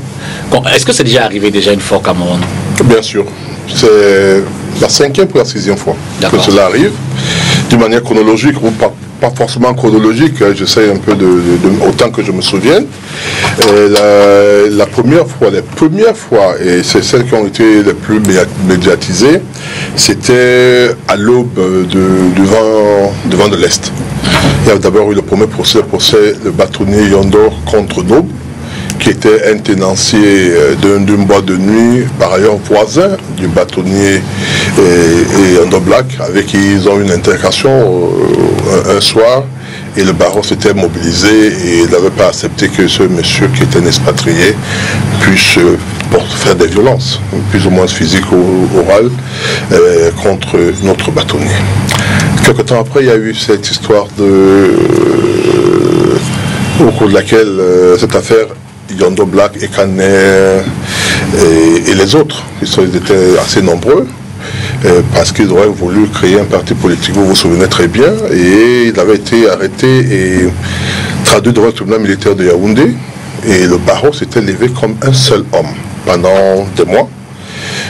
On est parti à Yaoundé au tribunal, tous, on avait suspendu nos ports, on se disait qu'on avait dit ce jour-là que nous allions mettre nos robes pour notre confrère, pour notre bâtonnier, pour le défendre, et c'est ce que nous avions fait pendant toute cette période. Après, il y a eu quelques autres périodes. Il y a une maître Néku Bernabé qui a eu également des problèmes au niveau de la DGRE, BMM à l'époque, au niveau de Mbopi, qui était parti voir son client. Il avait été roudoyé par un commissaire de police, de la police qu'on appelle la police secrète, et nous n'avions pas accepté cela. Ça a entraîné une grève. Et à l'issue de cette grève, nous avons appris, sans doute, qu'on avait modifié le code de procédure pénale. Parce qu'avant, au niveau du code d'instruction criminelle, nous n'avions pas le droit, ou bien nous étions tout simplement tolérés. pour aller rencontrer nos clients en prison. Mais là, de manière formelle, ça a été indiqué que lorsque quelqu'un enfin pas en prison, je veux dire, est arrêté et est détenu faible d'une garde à vue, nous, au niveau des unités de gendarmerie et de police, nous pouvons y aller. Il y a quelques temps après, il y a en 1980, toujours dans les années 90, 92, avec les élections de 92, au cours desquelles le bâtonnier Senzé, Luc, le bâtonnier Sama, avait été parmi ceux qu'on avait arrêtés à Bamenda et déportés à Yaoundé. Là également, les avocats s'étaient manifestés. Il y a pas très longtemps, l'affaire de Maître Abbé Solo dans le cadre de l'affaire PAD, où l'avocat également s'était mobilisé et avait engagé une action de suspension de robe. Et je crois encore, il y a encore le cas actuel qui est projeté, mais je crois qu'il y a eu un autre cas, je ne me souviens pas très bien, mais en fait, il y a eu plusieurs moments. Ce ne sera pas la première éventuellement. C'est pas la première, c'est pas la première. Alors Aloïs, vous, comment vous avez apprécié cette annonce-là? D'autant plus que le barreau a quand même, dans son communiqué, épluché un certain nombre de griefs à l'égard des tribunaux, des pouvoirs publics, qu'il souhaite vraiment que ces éléments-là soient relevés. Bien, écoutez, de prime abord, j'ai vu la note circuler. Vous savez que c'est allé très vite grâce aux réseaux sociaux. Et il fallait quand même être sûr que le document était authentique. Et on a eu le temps d'appeler quelques avocats qui ont justement confirmé que le document était authentique. Et donc, on a compris que ce n'était pas une mauvaise blague. Maintenant, en profondeur, qu'est-ce que j'ai perçu? C'est plutôt l'engagement des avocats, n'est-ce pas, à défendre les droits de l'homme. Parce que les éléments qu'ils ont avancés, le difficile accès à leurs clients, souvent le forcing fait à leurs clients soit par comment dirais-je, par violence, pour extorquer en quelque sorte des informations. Autant de choses qui ont fait que les avocats en back-office, ils m'ont dit qu'en vérité c'est ça en fait les raisons principales qui les ont amenés à se mettre encore à préparer un mouvement qui est en préparation. Maintenant, les inquiétudes commencent à poindre lorsqu'on sait que les avocats sont des êtres humains et que le ministère de la Justice a, je veux dire quoi, il y en a parmi eux qui font leurs chiffres beaucoup plus lorsqu'ils défendent l'État. Et donc, j'attends encore la date donnée pour apprécier peut-être pas la collégialité, mais plutôt la solidarité des avocats. Parce que vous savez qu'il est possible qu'à partir du ministère de la Justice, qu'on crée, n'est-ce pas, des dissensions au sein de ce qu'il y a des avocats qui roulent pour justement et qu'à la fin le ministère public justement et ça ce n'est pas exclu. Maintenant, ce qui m'a aussi marqué, c'était Maître l'a rappelé en 90 lorsqu'on arrête le Maître Yondo Black et Anissé Kane et les autres. Bon, c'est passé maintenant. Rapidement, je pensais à 2016, lorsque la crise anglophone débute. C'est justement ce corps-là qui commence à faire ses récriminations. Au début, ça n'a pas été pris au sérieux. Je vous souviens que une jolie avait dit en vérité, dès qu'ils auront faim, ils vont gagner les prétoires. Sauf que ça n'a pas été du tout facile. La crise continue, ça a pris une nouvelle tournure. Donc aujourd'hui, je pense que l'annonce a été faite. Le camp d'en face, c'est ce qu'il reste à faire. Même si lui-même aussi, il faut dire que le ministre de la Justice, il y a quand même, à la fin du mois de juillet, commencé déjà à décrire lui-même ses entraves. Mais sauf que, vous savez, je suis l'habitude de dire qu'en fait, il n'y a pas de bonne pensée, c'est une peut se traduire en bonne parole. Pas de bonne parole, c'est une peut se traduire en acte. On peut avoir fait un constat, mais si on fait le constat et puis c'est passé, ça aura servi donc finalement. Dès qu'on a fait un constat, il faut impérativement apporter une solution. Donc aujourd'hui, si on néglige encore cette grève des avocats, nous ne sommes pas surpris de la tournure que ça pourrait prendre. Donc il est grand temps de ne plus jouer au grand, mais d'apporter des solutions. C'est urgent. Aujourd'hui, on ne dit plus que l'urgence c'est à l'hôpital. Vous savez que c'est dans ces ministères-là qu'on a souvent dit que quand on parle de l'urgence, il faut vous rendre à l'hôpital. Aujourd'hui, si on veut, on fait comme on l'a fait en 2016 et attendons la suite. Peut-être que je ne souhaite pas ça, mais à mon avis, le temps de raisonner par l'urgence et dédié aux hôpitaux, ce temps-là est révolu depuis au moins 2016. Denis Kouébou, justement, il a effleuré sans forcément en parler. Il est clair que cette annonce a peut-être dans le subconscient des uns et des autres resitué le débat autour de ce qui s'est passé en 2016 avec la sortie des avocats, notamment dans les régions du nord-ouest, sud-ouest, qui avaient un certain nombre de revendications dont on dit qu'elles n'ont pas immédiatement été prises en compte et qu'elles auraient fortement contribué à l'accentuation de la crise. Vous avez également ce sentiment-là? Non, je crois que contrairement à la grève des avocats anglophones, la grève le mouvement qui est annoncé par le barreau est un mouvement véritablement corporatiste. C'est un mouvement d'intérêt général. C'est un mouvement qui porte sur la question du respect des droits et des lois au Cameroun. Alors que la revendication de 2016 était une revendication sectorielle. C'est les avocats anglophones. Donc à ce moment-là, quand les avocats anglophones lancent un mouvement de grève, on peut comprendre que, parce que c'est pour les anglophones, que par exemple les francophones ne soient pas nécessairement concernés. Mais aujourd'hui, il s'agit d'une question qui, de mon point de vue, va au-delà. Les avocats ne sont pas en train de demander qu'on leur paye des émoluments lorsqu'ils sont commis d'office. Ils sont en train de parler des points de droit qui ne les concernent même pas, qui concernent les citoyens. En premier lieu, les justiciables, c'est que les avocats ne sont pas, c'est pas les justiciables. S'ils parlaient de leurs problèmes, on pouvait encore penser qu'il s'agit d'un problème des avocats seulement, mais il s'agit d'une question qui concerne plus. Si moi je me retrouve tout à l'heure, on a eu nos confrères journalistes qui ont eu des ennuis avec la justice. Ce qui s'est passé, les avocats sont mobilisés. C'est qu'en réalité au Cameroun, le mouvement social n'est pas toujours bien compris par tout le monde. Quand les gens posent des revendications, c'est la chose la plus banale. Si les gens se sentent à l'étroit, qu'est-ce qu'ils revendiquent? Et c'est une revendication qui est d'autant plus ordonnée, qui est d'autant plus, républicaine qu'on ne devrait pas trouver. Alice tout à l'heure a parlé de... On connaît qu'il y a des gens qui veulent faire feu de tout bois, il y en a qui peuvent vouloir négocier une position de privilège, mais il ne s'agit pas de ça. Il ne s'agit pas c'est pour ça que je dis que les points qu'ils soulèvent, c'est des points qui sont compris. Tout le monde, tous ceux qui ont déjà été devant un tribunal. Moi, j'ai fait la chronique judiciaire pendant longtemps.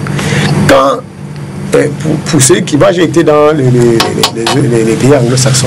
Quand vous regardez comment est-ce que les magistrats se comportent vis-à-vis des avocats devant nos prétoires, vous avez envie de dire un mot.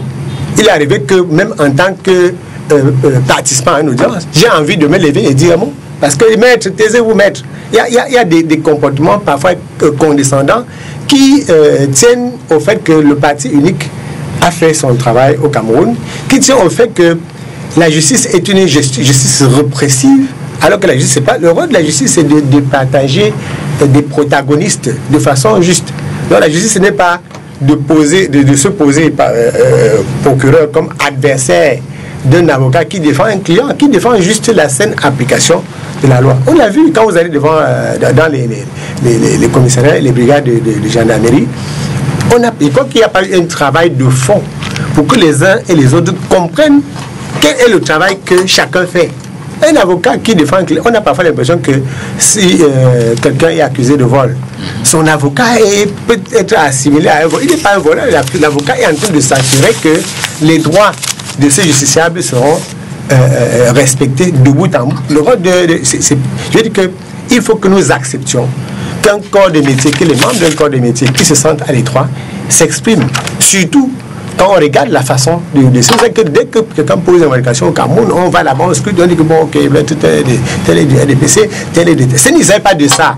Quand vous voyez, moi j'ai lu les revendications et ça n'a rien de temps pour moi parce que ce qu'ils disent est fondé. Et j'ai tout à l'heure dit que ce n'est pas pour eux. Je crois qu'il y a beaucoup de citoyens, y compris des magistrats, qui peuvent trouver leur compte dans ces revendications-là. Vous savez aussi dans quelles conditions ils travaillent. Donc si ces revendications peuvent permettre à ce que les acteurs de la justice se mettent autour d'une table pour quand même assainir les rapports. Ce n'est pas pour le bien. Si vous permettez, j'ai souvent dit que c'est grâce au procès épervier que les avocats sont devenus des gens au Cameroun. Avant, personne, les gens dans la rue ne savent pas ce que c'est qu'un avocat.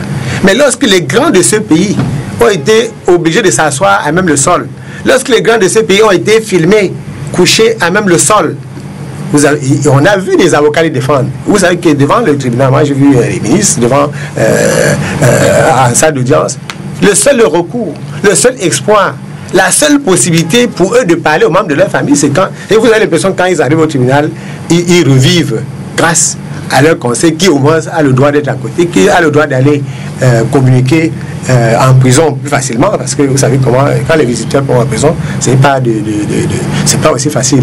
Et il y a une cristallisation des rapports entre les avocats et les personnes, ou alors les institutions qui sont incriminées, avec l'affaire de la prison de Koningui. Je crois que ça atteint quand même.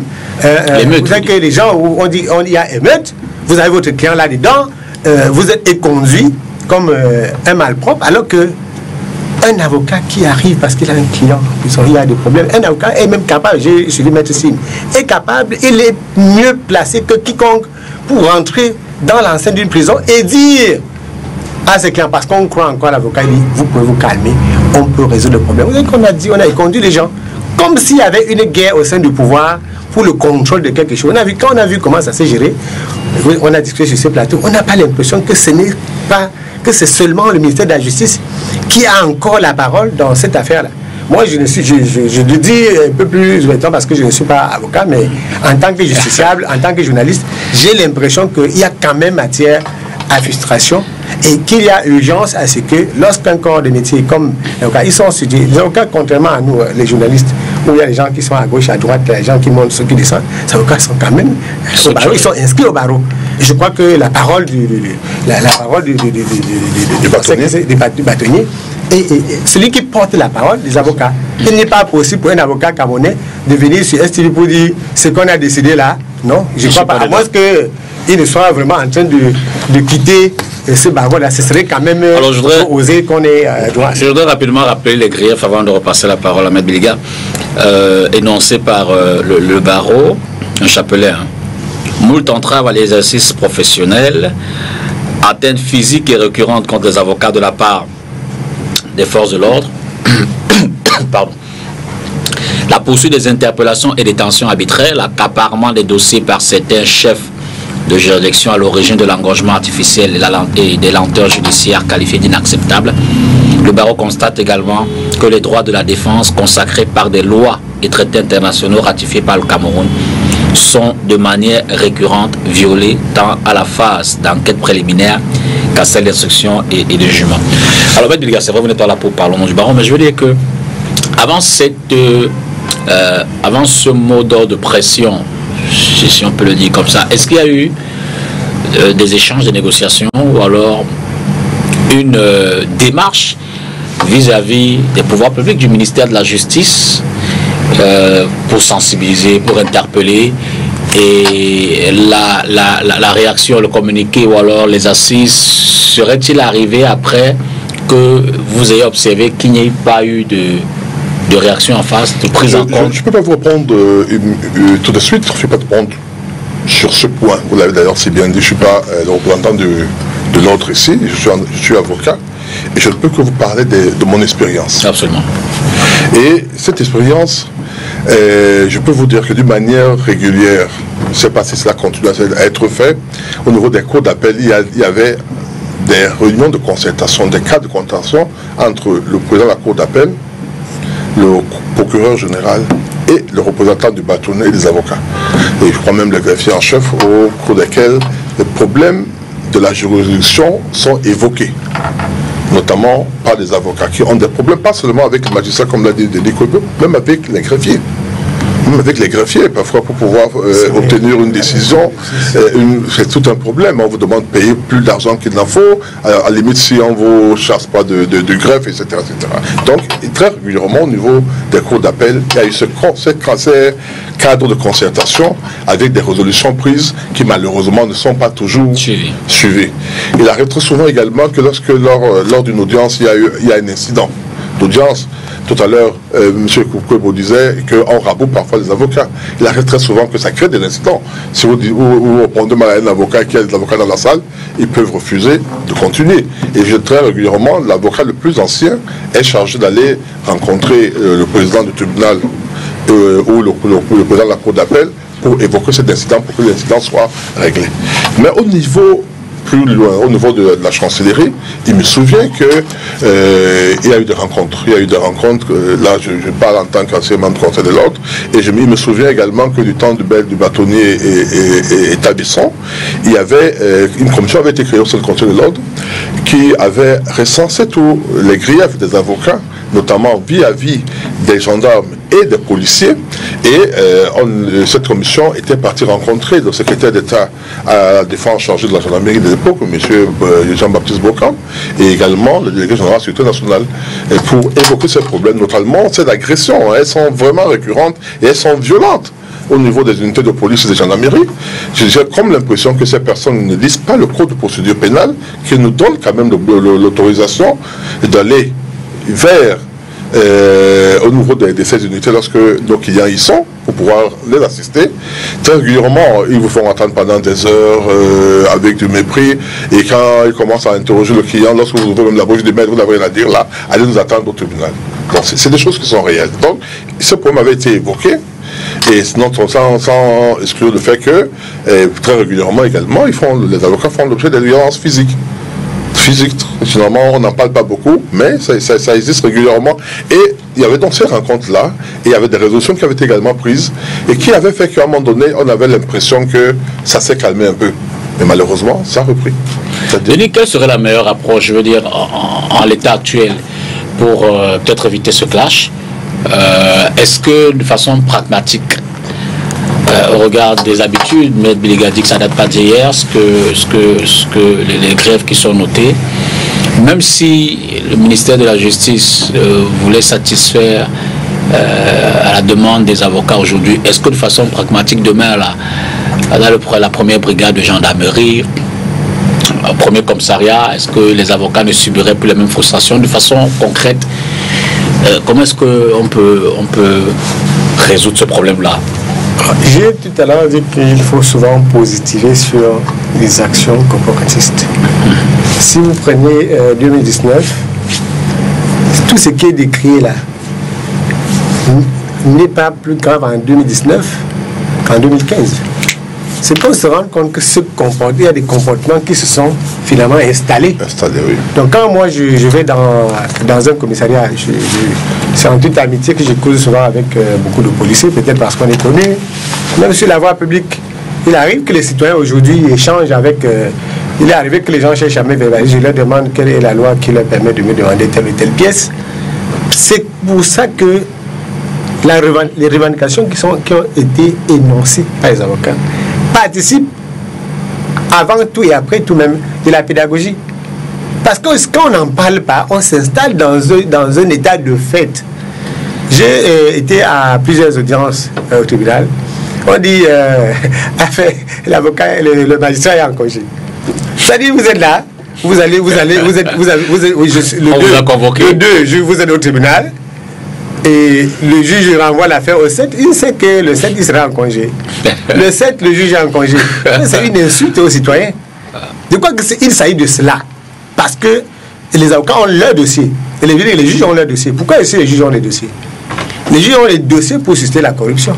Pourquoi est-ce qu'un juge a 500 dossiers sur lui? Denis Alon Kaosumolo. J'ai pas dit, n'est-ce pas? Quand une affaire est devant un magistrat, je ne parle pas de lui, c'est pas lui le magistrat qui confisque. Je dis, on lui code le dossier. On lui a codé 1000 dossiers. Comment est-ce que ceux même qui lui code le dossier entendent le voir vider toutes ces affaires? Je dis, au-delà du fait que les dossiers sont... Il y a le fait qu'il n'y a pas de magistrat. Non seulement il n'y a pas de magistrat, il y a des habitudes qui sont installées. Ce n'est pas le magistrat qui crée ces habitudes. Ce sont des habitudes... Ça a commencé comme un jeu à une certaine époque. Vous sortez d'ici. Bon, sortez d'ici, c'était en 1980. Rendu en 2019, il y en a encore qui pensent qu'on peut dire sortez d'ici. Et c'est pour cela que le rôle... Moi, j'étais à une conférence avec Palu en 2017 à Durban. Et les avocats à travers l'Afrique aujourd'hui travaillent pour que leur métier soit bien compris par les acteurs. Vous savez tout à l'heure qu'avant même les justiciables ne savaient pas ce que c'est qu'un avocat. C'est quand on a vu des gens qui avaient des difficultés énormes et qui sont descendus de leur pédestal pour faire appel à un avocat, à l'œuvre que leur métier a été... Chacun sait maintenant qu'il peut prendre un avocat. Quand vous avez des crises en ligne, vous appelez un avocat. Donc au-delà de ça, les avocats, à travers le barreau, le ils cherchent à ce que chacun comprenne le travail. J'ai lu les revendications. Ce n'est pas dirigé contre le ministre de la Justice, ce n'est pas dirigé contre tel magistrat, c'est pour que les institutions qui sont en charge de l'administration de la justice comprennent que ils ont un rôle central, et si ça se passe ainsi, c'est pour le mal de tout le monde. C'est quand vous êtes devant, vous êtes en difficulté demain. J'ai vu des gendarmes qui ont été condamnés, jugés et condamnés, des officiers supérieurs, tout le monde est... Donc, quand vous vous retrouvez dans la position de justiciable, vous comprenez quelle peut être la nature et je veux dire, le but d'une revendication comme celle-là. Moi, je dis ça parce que c'est que ça va au Cameroun aujourd'hui. Lorsqu'on prend, j'ai vu ce que les gens disent de cette revendication-là. Il y a des vidéos et des textes très viraux, des écrits, des argumentations virales qui tendent à assimiler la revendication des avocats à autre chose. Oh, moi, je ne vois pas autre chose dans ce qu'ils demandent. C'est que moi, je me retrouve dans ce qu'ils demandent. Ce n'est pas, ils ne sont pas des va-t-en-guerre, ils ne sont pas... Mais vous voyez que c'est circonscrit. Moi, je suis un syndicaliste. Quand je vois des gens qui font une revendication structurée, c'est bien pour le pays. C'est bien pour la démocratie, qu'ils vous disent du 16 au 20. Ils n'ont pas dit que nous n'allons plus jamais... Ce n'est pas une grève générale illimitée. Et ces jours-là, je dis, c'est beaucoup de pédagogie. C'est une action militante des avocats. C'est une action pour que... Avant, c'est que la grève a déjà réussi. Ce n'est pas une grève comme les autres. La grève a réussi parce que les uns et les autres ont au moins lu les revendications qui sont des revendications objectives. Ça va faire un effet. Moi, je pense que ça a déjà fait.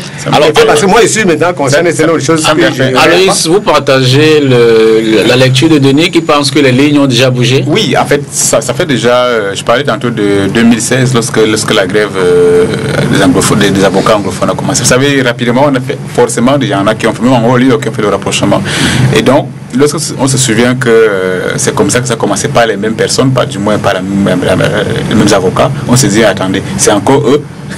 C'était pas ça. Et donc du coup ça fait que même si on se dit une semaine plus tard ils pourront reprendre. Bon, maintenant évidemment je partage ça entièrement parce que lorsque j'ai lu les revendications, je pensais qu'il y avait des choses particulières de manière liées, de manière exclusive uniquement aux avocats. Mais en fait, quand je parlais du début des droits de l'homme en vérité que les avocats défendent, c'est vrai que ça arrive au lendemain de la condamnation de Ayoub Tabé et d'autres. Et il faut rappeler que... Il y a un contexte, évidemment. Exactement. Et il y a le MRC également qui est...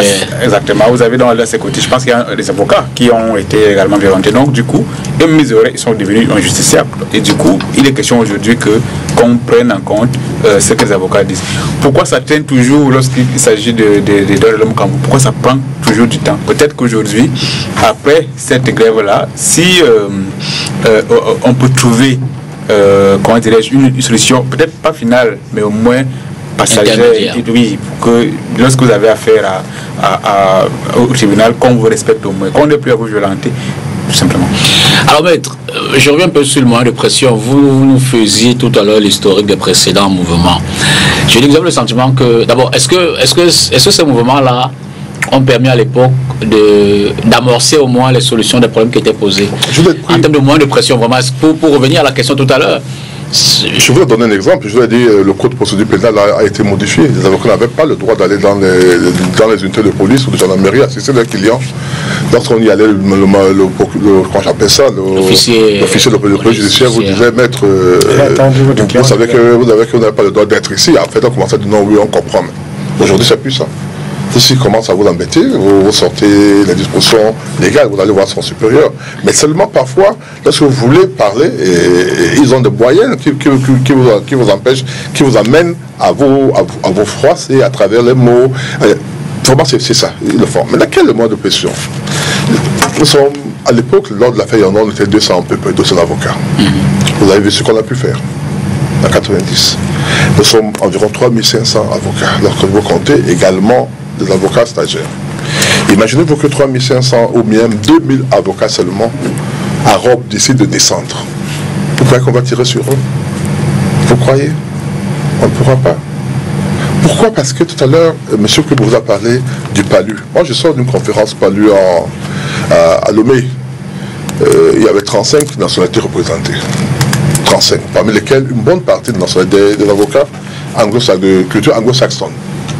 Là-bas, chez eux, même ici chez nous, au niveau de Boya et de Bamenda, lorsqu'un gendarme fait un officier de police judiciaire ou un policier, dans une manière générale, gendarme policier, vous entend dans le cadre d'une enquête, de procédure, il fait un procès verbal.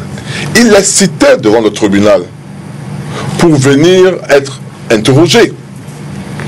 C'est-à-dire que vous, le justiciable, vous pouvez dire, monsieur, vous m'avez torturé, vous avez fait ceci. On va lui demander de justifier pourquoi il a écrit ci ou cela. Chez nous, généralement, le gars est dans son bureau, ici dans la communauté francophone, il écrit ce qu'il veut écrire, il vous sort de la... Bon, j'ai un client qu'on a sorti à 2h du matin par un gendarme, un commandant de brigade qui était affecté et qui devait partir le lendemain. Il a sorti à 2h du matin pour demander 3 millions de francs. Il était à 2, il les a tabassés, il a tout fait, il a mis les binotes, etc. pour que le gars paye. Il a pris l'argent le lendemain, il avait pris ses bagages pour partir. Voilà les réalités. Ce sont les choses que nous vivons. Et parfois, donc, lorsque ils savent que nous sommes là et qu'on peut voir ce genre de choses, on peut les décrire. Naturellement, notre présence n'est pas bonne. Donc, pour répondre à votre question, je dis, nous sommes 3500 avocats, mais nous sommes membres de plusieurs associations.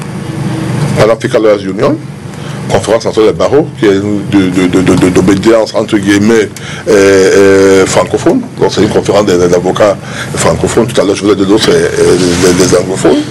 Et vous noterez qu'il y a l'Union internationale des avocats. Il y a beaucoup d'associations dans lesquelles le Cameroun a adhéré. Et qui protège de manière générale, qu'il y ait cette solidarité. Si le Camerounais, si le barreau camerounais a un problème aujourd'hui, le lendemain, ça sera relayé dans le monde entier. Et ça n'oubliez pas que dans la plupart des pays, les présidents de la République, enfin pas la plupart, dans certains pays qui comptent, les présidents de la République, les hommes politiques sont des avocats. Et comment entrevoyez-vous donc l'issue de, je ne veux pas dire bras de fer, mais des revendications qui...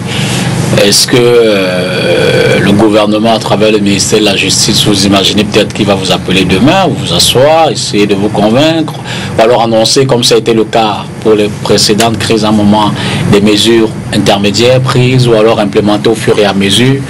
Comment vous pensez que cette histoire-ci pourrait, finalement, du 16 au 20, là, on ne vous aura peut-être pas dans les prétoires? La particularité de ce mouvement mouvement d'humeur du barreau, c'est que il n'est pas, je veux dire, la mesure ne prend pas effet d'une manière immédiate. Les autres fois, je me rappelle lorsque notre confrère, dans le cas de l'affaire PAD, dès qu'on accompagne notre confrère dans la nuit à la prison de Nebel, le lendemain, le bâtonnier Etabesson est parti de Bouya-Poudouala. On a fait une réunion spéciale du Conseil de l'Ordre. Et on a pris la décision que le lendemain, le jour qui suivait, on faisait une grève illimitée. On avait été reçu, là justement, le Conseil de l'Ordre, par le vice-premier ministre, ministre de la Justice, M. Amadou Ali, à la chancellerie à Yaoundé, qui était venu pratiquement d'Ardar, d'Abuja, tout courroucé. Je me rappelle très bien que ce jour-là, lui qui était vraiment très gentil, quand il est passé, nous a pratiquement ignoré, il est parti s'asseoir sur la table. Mais il y a quand même eu un dialogue, on a demandé ce que n'allait pas. On a évoqué le reproche qu'on avait fait, c'est qu'on n'avait pas eu l'occasion d'en discuter avec lui avant de prendre la mesure. Aujourd'hui, le Conseil de l'Ordre du bâtonnier Tchakoté Patier a donné 2 semaines. En disant, dans 2 semaines, nous allons faire ceci. Je pense qu'en toute logique, c'est une sorte de main tendue au gouvernement, en leur disant, on a évoqué un certain nombre de choses. Certaines de ces choses peuvent être réglées à travers des discussions, à travers des concertations. Nous vous donnons le temps de le faire.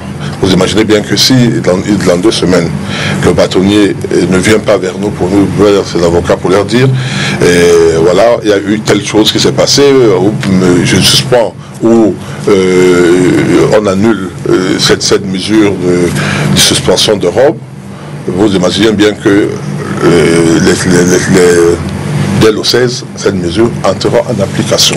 Elle entrera en application et lorsque vous lisez le communiqué, il a dit d'autres mesures peuvent venir. Donc après le 20, il n'est pas exclu que les avocats disent peut-être on proroge d'une manière limitée, ou bien qu'on descende avec les robes, parce que c'est pas exclu. Je terminerai par là. Il y a qui ne se souvient pas du barreau de Tunisie qui était descendu, qui a eu d'ailleurs le prix Nobel de la paix avec le syndicat, comme j'ai un syndicaliste à côté de moi, le syndicat, ils étaient 4. Il y avait le barreau, le syndicat et 2 autres associations qui avaient eu le prix Nobel de la paix. Et je me rappelle qu'on s'était retrouvé une fois à une conférence de la CIB en Côte d'Ivoire et on avait fait un standing ovation à ce barreau pour le travail qui a été fait. Ça fait pas très longtemps, pendant que lorsque le président actuel de la France, Macron, était ministre de l'économie, il avait pris un certain nombre de mesures contre les professions judiciaires qui ont soulevé les avocats qui ont marché. Madame Christiane Taubira était ministre de la Justice, garde des Sceaux, qui avait marché. Donc je veux dire qu'en réalité, les avocats peuvent le faire. Mais mon souhait, c'est qu'ils ne fassent pas cela. Qu'on n'arrive pas à ça, que le gouvernement comprenne que c'est un cri de cœur. Parce que lorsque les autres, on a vu tout ce qui s'est passé ces derniers temps, nous tous nous lisons les journaux, nous voyons les vidéos, etc. On a comme l'impression que les libertés ne sont plus protégées. Il y a une sorte de laisser-aller où on donne un peu plus de pouvoir aux militaires, aux policiers, aux autres, aux gardiens de prison, pour entre guillemets, malmener ou torturer les personnes qui sont des êtres humains comme tous les autres. Et le rôle de l'avocat, c'est la voix des sans-voix dans tout le monde, dans le monde entier. Et M. Kobila s'est bien dit en disant que même ceux qui aujourd'hui, ceux qui hier étaient des grands, on les a vus, l'avocat est leur dernier rempart, c'est leur, un peu, entre guillemets, leur dieu.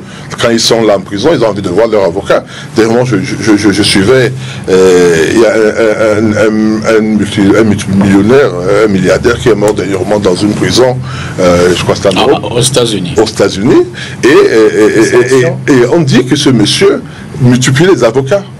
Parce qu'il voulait à tout moment être avec les avocats pour discuter avec eux. Aller payer les avocats, pas pour les défendre en tant que tel, mais pour faire causette avec, parce que les avocats, comme vous dites, doivent pouvoir entrer dans les centres de détention, au niveau des unités de police ou de gendarmerie. Malheureusement, il arrive, et c'est là qui est plus grave, que vous arrivez pour assister votre client, on vous exige une lettre de constitution à la gendarmerie.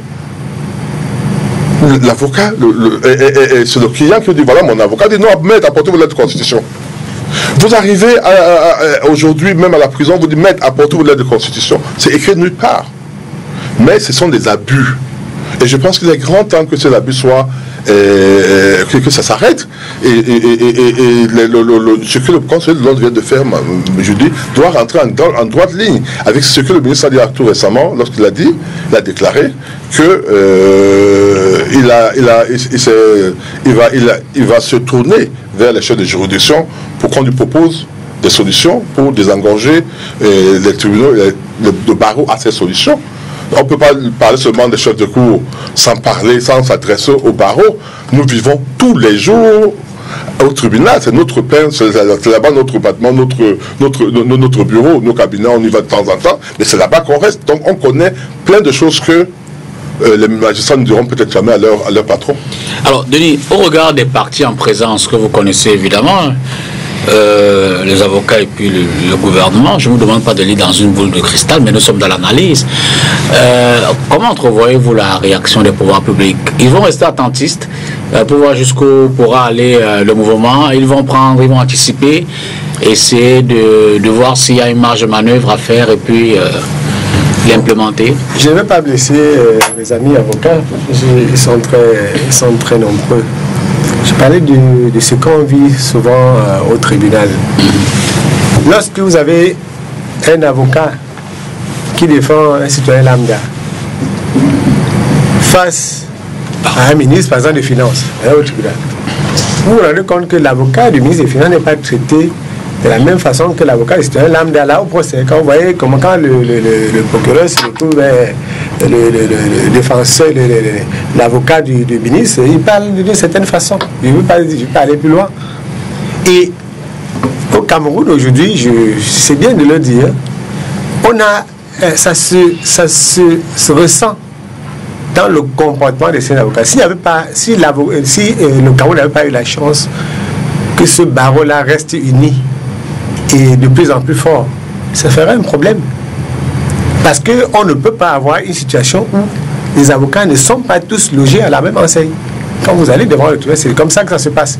Et les difficultés dont on parle là, c'est des difficultés qui ne concernent pas nécessairement tous les avocats en toute situation. Moi, je dis, lorsque je suis au procès, j'ai l'impression qu'il y a de la courtoisie pour les uns et absence de courtoisie pour les autres. J'ai couvert les procès éperviers et c'était comme ça. C'est en fonction de les avocats qui viennent défendre l'expérience. l'État, quand l'État est parti au procès, l'État se comporte comme un voyou. C'est-à-dire, quand l'État est parti au procès, l'État fait comme si le tribunal, c'est à lui. Alors que l'État est parti au procès. Et c'est pour ça qu'il existe les juges dans un pays. Le magistrat des c'est pas comme les juges de poursuite, les procureurs, parce que le juge est là pour tout le monde. Mais quand vous regardez ce qui se passe, vous avez l'impression que non, il y a des gens qui sont là, qui sont en pleine amitié avec le tribunal tel qu'il est constitué, et des gens qui sont là parce que vous défendez quelqu'un qui est de mauvais côté. Vous avez l'impression que on assimile l'avocat à la cause qu'il vient plaider. Et ce n'est pas normal d'un point de vue du droit et du point de vue de la justice tout. Parce qu'il y a une différence entre le droit et la justice. Absolument. Moi j'aime souvent le dire. Et le gouvernement va vouloir nécessairement jouer sur ce type de tableau là, mais ça ne marche pas. J'ai scruté les revendications des avocats, à l'exception de quelques glissements. Je ne vais pas les relever même. Il y a quand même quelques glissements. Il y a en toile de fond une petite revendication politique qui devait exister partout. Mais au fond, je dis, quand on regarde ce qu'ils demandent, ce n'est pas pour les avocats que c'est demandé. C'est pour le justiciable camerounais, qu'il soit celui qui est aujourd'hui là, juge pour poursuivre les gens, je veux dire magistrat pour poursuivre les gens, ou qu'il soit juge au tribunal. Demain, je connais qu'il y a des juges qui ont été condamnés dans certaines affaires au Cameroun. Et lorsque le juge est là, moi j'ai vu un excellent, moi j'étais au procès de M. Siam Soui. On avait maître Changa, qui est magistrat chevronné. Oui, maître Changa, j'ai vu, tout le monde a vu comment est-ce qu'à un moment donné, il était obligé de rappeler aux magistrats qu'ils étaient des collègues. Que là, sur ce point-ci, c'est pas comme ça que ça se passe. Donc ça, c'est des choses qu'il faut... Donc le gouvernement doit comprendre que les avocats ne sont pas un corps de métier opposé aux institutions. Ce n'est pas un corps de métier opposé au pouvoir établi. Parce que c'est pour ça que moi j'ai vu qu'il y a des gens qui pensent que ça devrait faire peur qu'ils revendiquent. Les avocats défendent toujours tout le monde. Donc on ne peut pas penser qu'ils sont d'un côté, parce que demain, le préfet, le sous-préfet, le ministre, le gouverneur, s'ils ont un problème, ils auront besoin d'un avocat quelconque. Et à ce moment-là, ils verront que c'était important que les points de droit qui ont été soulevés aujourd'hui soient... moi, j'ai dit que j'ai lu ce qui se dit sur les réseaux sociaux, mais c'est en dehors de l'intention de ceux qui parlent la relation. Il faut que, si vous permettez, dans notre pays, lorsqu'un corps de métier, je ne peux pas parler des journalistes, lorsqu'on pose une revendication, les gens se mettent à regarder autre chose. Au lieu de... C'est simple. Si on vous dit, voici 5 points sur lesquels le gouvernement doit répondre. Que le gouvernement réponde tranquillement sur les 5 points. Même si les gens ont d'autres intentions, répondez sur les 5 points. Si vous répondez sur les 5 points, tout le monde verra qu'il n'était pas de mauvaise foi. Donc on répond et qu'on sache que moi, je le dis, je n'ai pas un intérêt là-dedans. Si ces revendications-là trouvent satisfaction demain, ce serait pour le bien de tous les citoyens et du Cameroun, parce qu'on peut se retrouver aujourd'hui là où on n'était pas hier. Comment entrevoyez-vous la réaction des pouvoirs publics?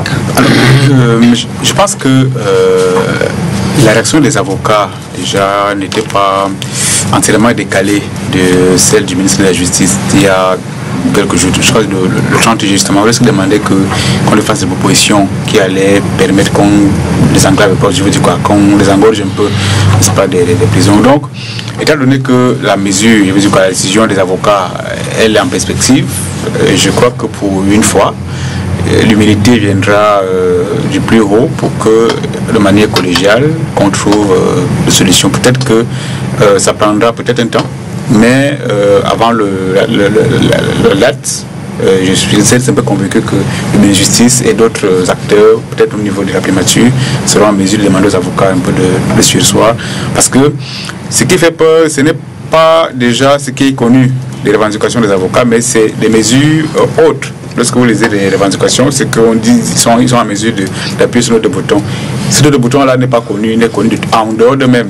Sur le plan public, personne ne sait exactement ce qu'ils sont en train de préparer. Donc, on peut se dire, de peur que demain, qu'on se retrouve encore avec une autre crise, peut-être qu'il faut prêter une oreille attentive à leurs revendications. Peut-être ce qu'ils revendiquent aujourd'hui ne concerne pas seulement les avocats, c'est vrai, on l'a dit, ça concerne monsieur tout le monde. Aujourd'hui, il y en a qui sont en liberté et qui se moquent, peut-être de manière muette, des celles qui sont derrière le barreau, oubliant que demain, eux-mêmes peuvent pas. Donc, dès qu'on a pensé ainsi, du coup, qu'est-ce qu'il nous reste à faire? C'est que demandent les avocats, que les droits de l'homme soient entièrement respectés, qu'on ait accès aux clients, qu'ils soient au CED, qu'ils soient n'importe où, qu'ils aient quand même accès à eux. Parce que c'est ça l'affaire. Il y a eu les émeutes à la prison, c'est en ce moment-là que les gens ont compris qu'accéder à leurs clients était hautement difficile. Je ne n'évoquerai pas, depuis que l'opération PV a commencé, les Ayouk ont passé combien de temps sans même être connus de l'endroit de leur incarcération. Il y en a qui n'étaient pas au courant. Il a fallu du temps, de longs mois, pour qu'on sache qu'ils étaient au CED.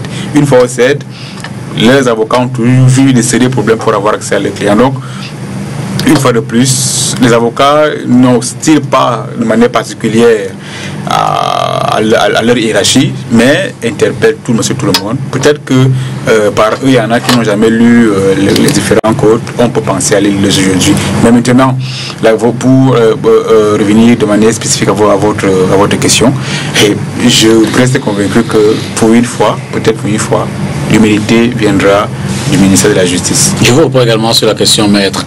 Comment entrevoyez-vous la réaction en face? Je pense que, comme l'a dit Aloïse, dans le ministère de la Justice, je crois qu'il y aura des concertations.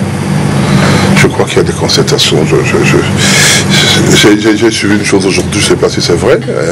Quelqu'un m'a dit que pratiquement tous les présidents des tribunaux de la région de Douala, du littoral, je veux dire, se sont retrouvés à une réunion à la cour d'appel aujourd'hui.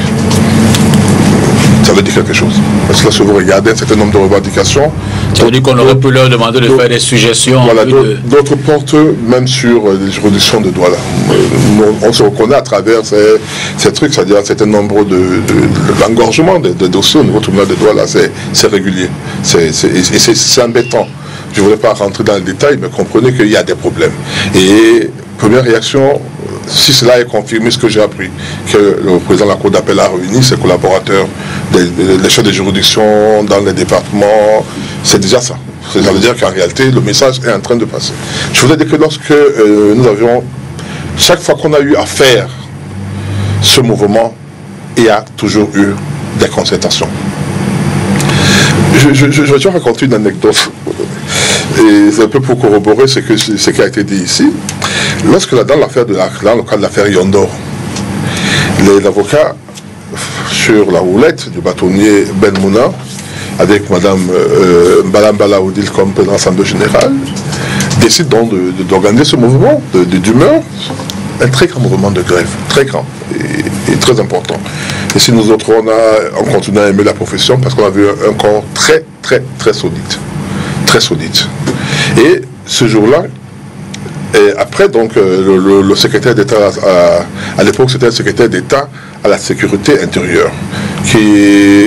Au départ, il y avait la délégation générale de la sécurité nationale. Après, on a créé un secrétaire d'État à la sécurité intérieure. Et il a invité des avocats chez lui. Il a convoqué des avocats à Yaoundé. Il les a fait attendre pendant quelques heures. Et quand il est rentré de les trouver, d'une manière dédaigneuse, il ne les a même pas demandé salut. Il a dit, je vous demande de rentrer, rentrer dans vos cabinets. Aller au tribunal, aller travailler. Comme des gamins. Naturellement, les avocats n'ont pas réagi. Donc, on n'a pas levé le mot d'ordre. L'histoire veut que ce haut cadre de l'administration, du gouvernement, ce cadre du gouvernement, a fini avocat. Quand il a pris sa retraite, il a cherché à devenir avocat. Et comme à l'époque, pour devenir avocat, et même à présent, lorsque vous êtes enseignant ou vous êtes magistrat, vous passez par le Conseil de l'Ordre. Le Conseil de l'Ordre, qui était présidé par le bâtonnier Akere Mouna, a monté de la hauteur.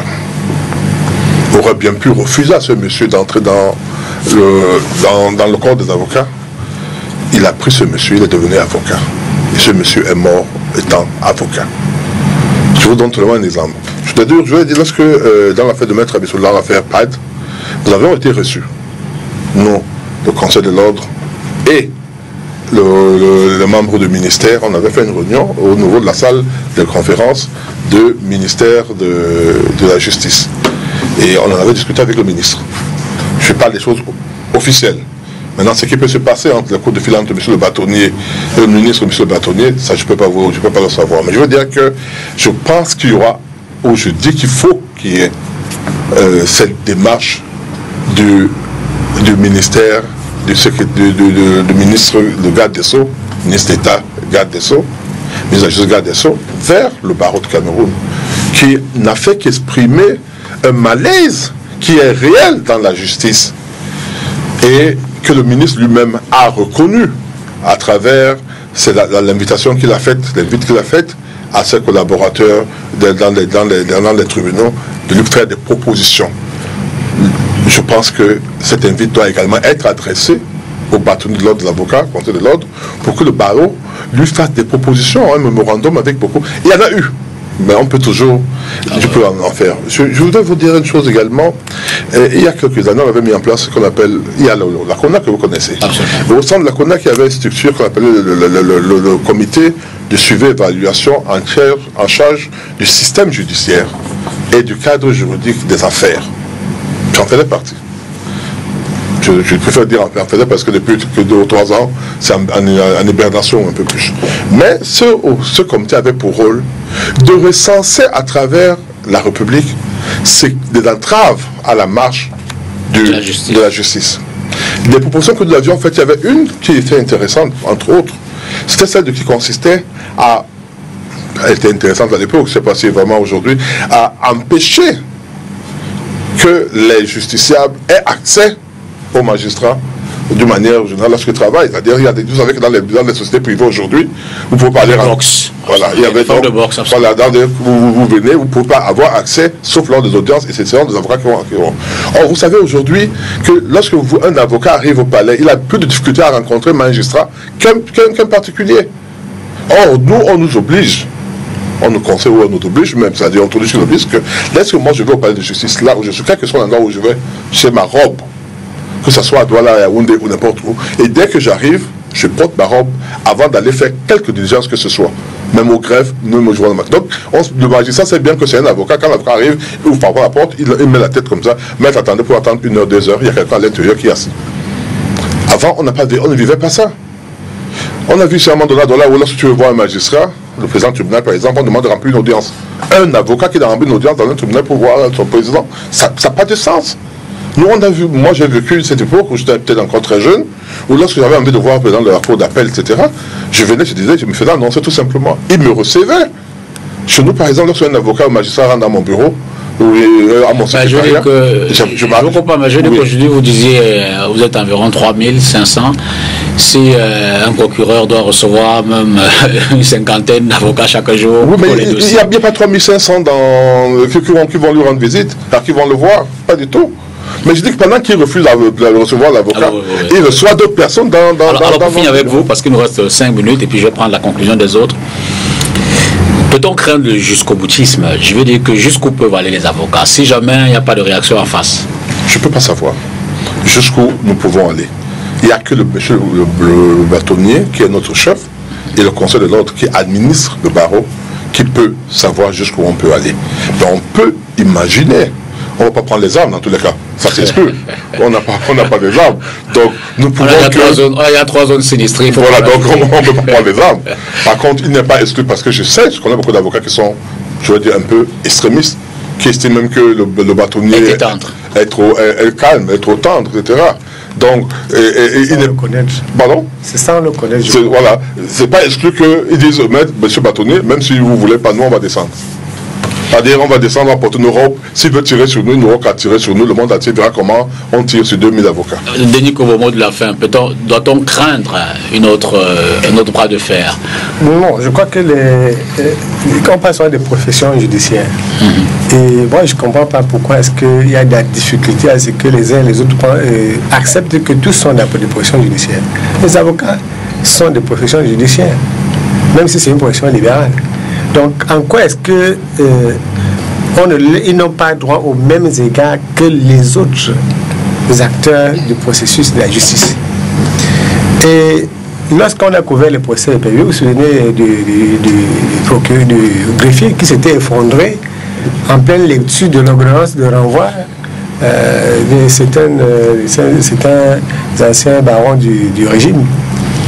À l'époque, on était dans une salle où il faisait chaud, où tout le monde est condamné avant même que l'ordonnance de renvoi ne soit lue. C'est aussi ça devant les tribunaux. Comment est-ce qu'on n'a pas de questions de droits de l'homme?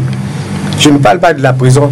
Quand vous allez voir comment on traite un justiciable, quand vous allez devant la barre, on vous traite comme un condamné. On ne vous traite pas comme quelqu'un qui bénéficie de la présomption d'innocence.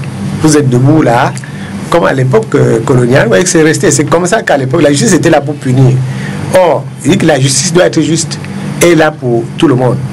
On n'a pas également, peut-être, je veux dire que chacun doit poser ses problèmes.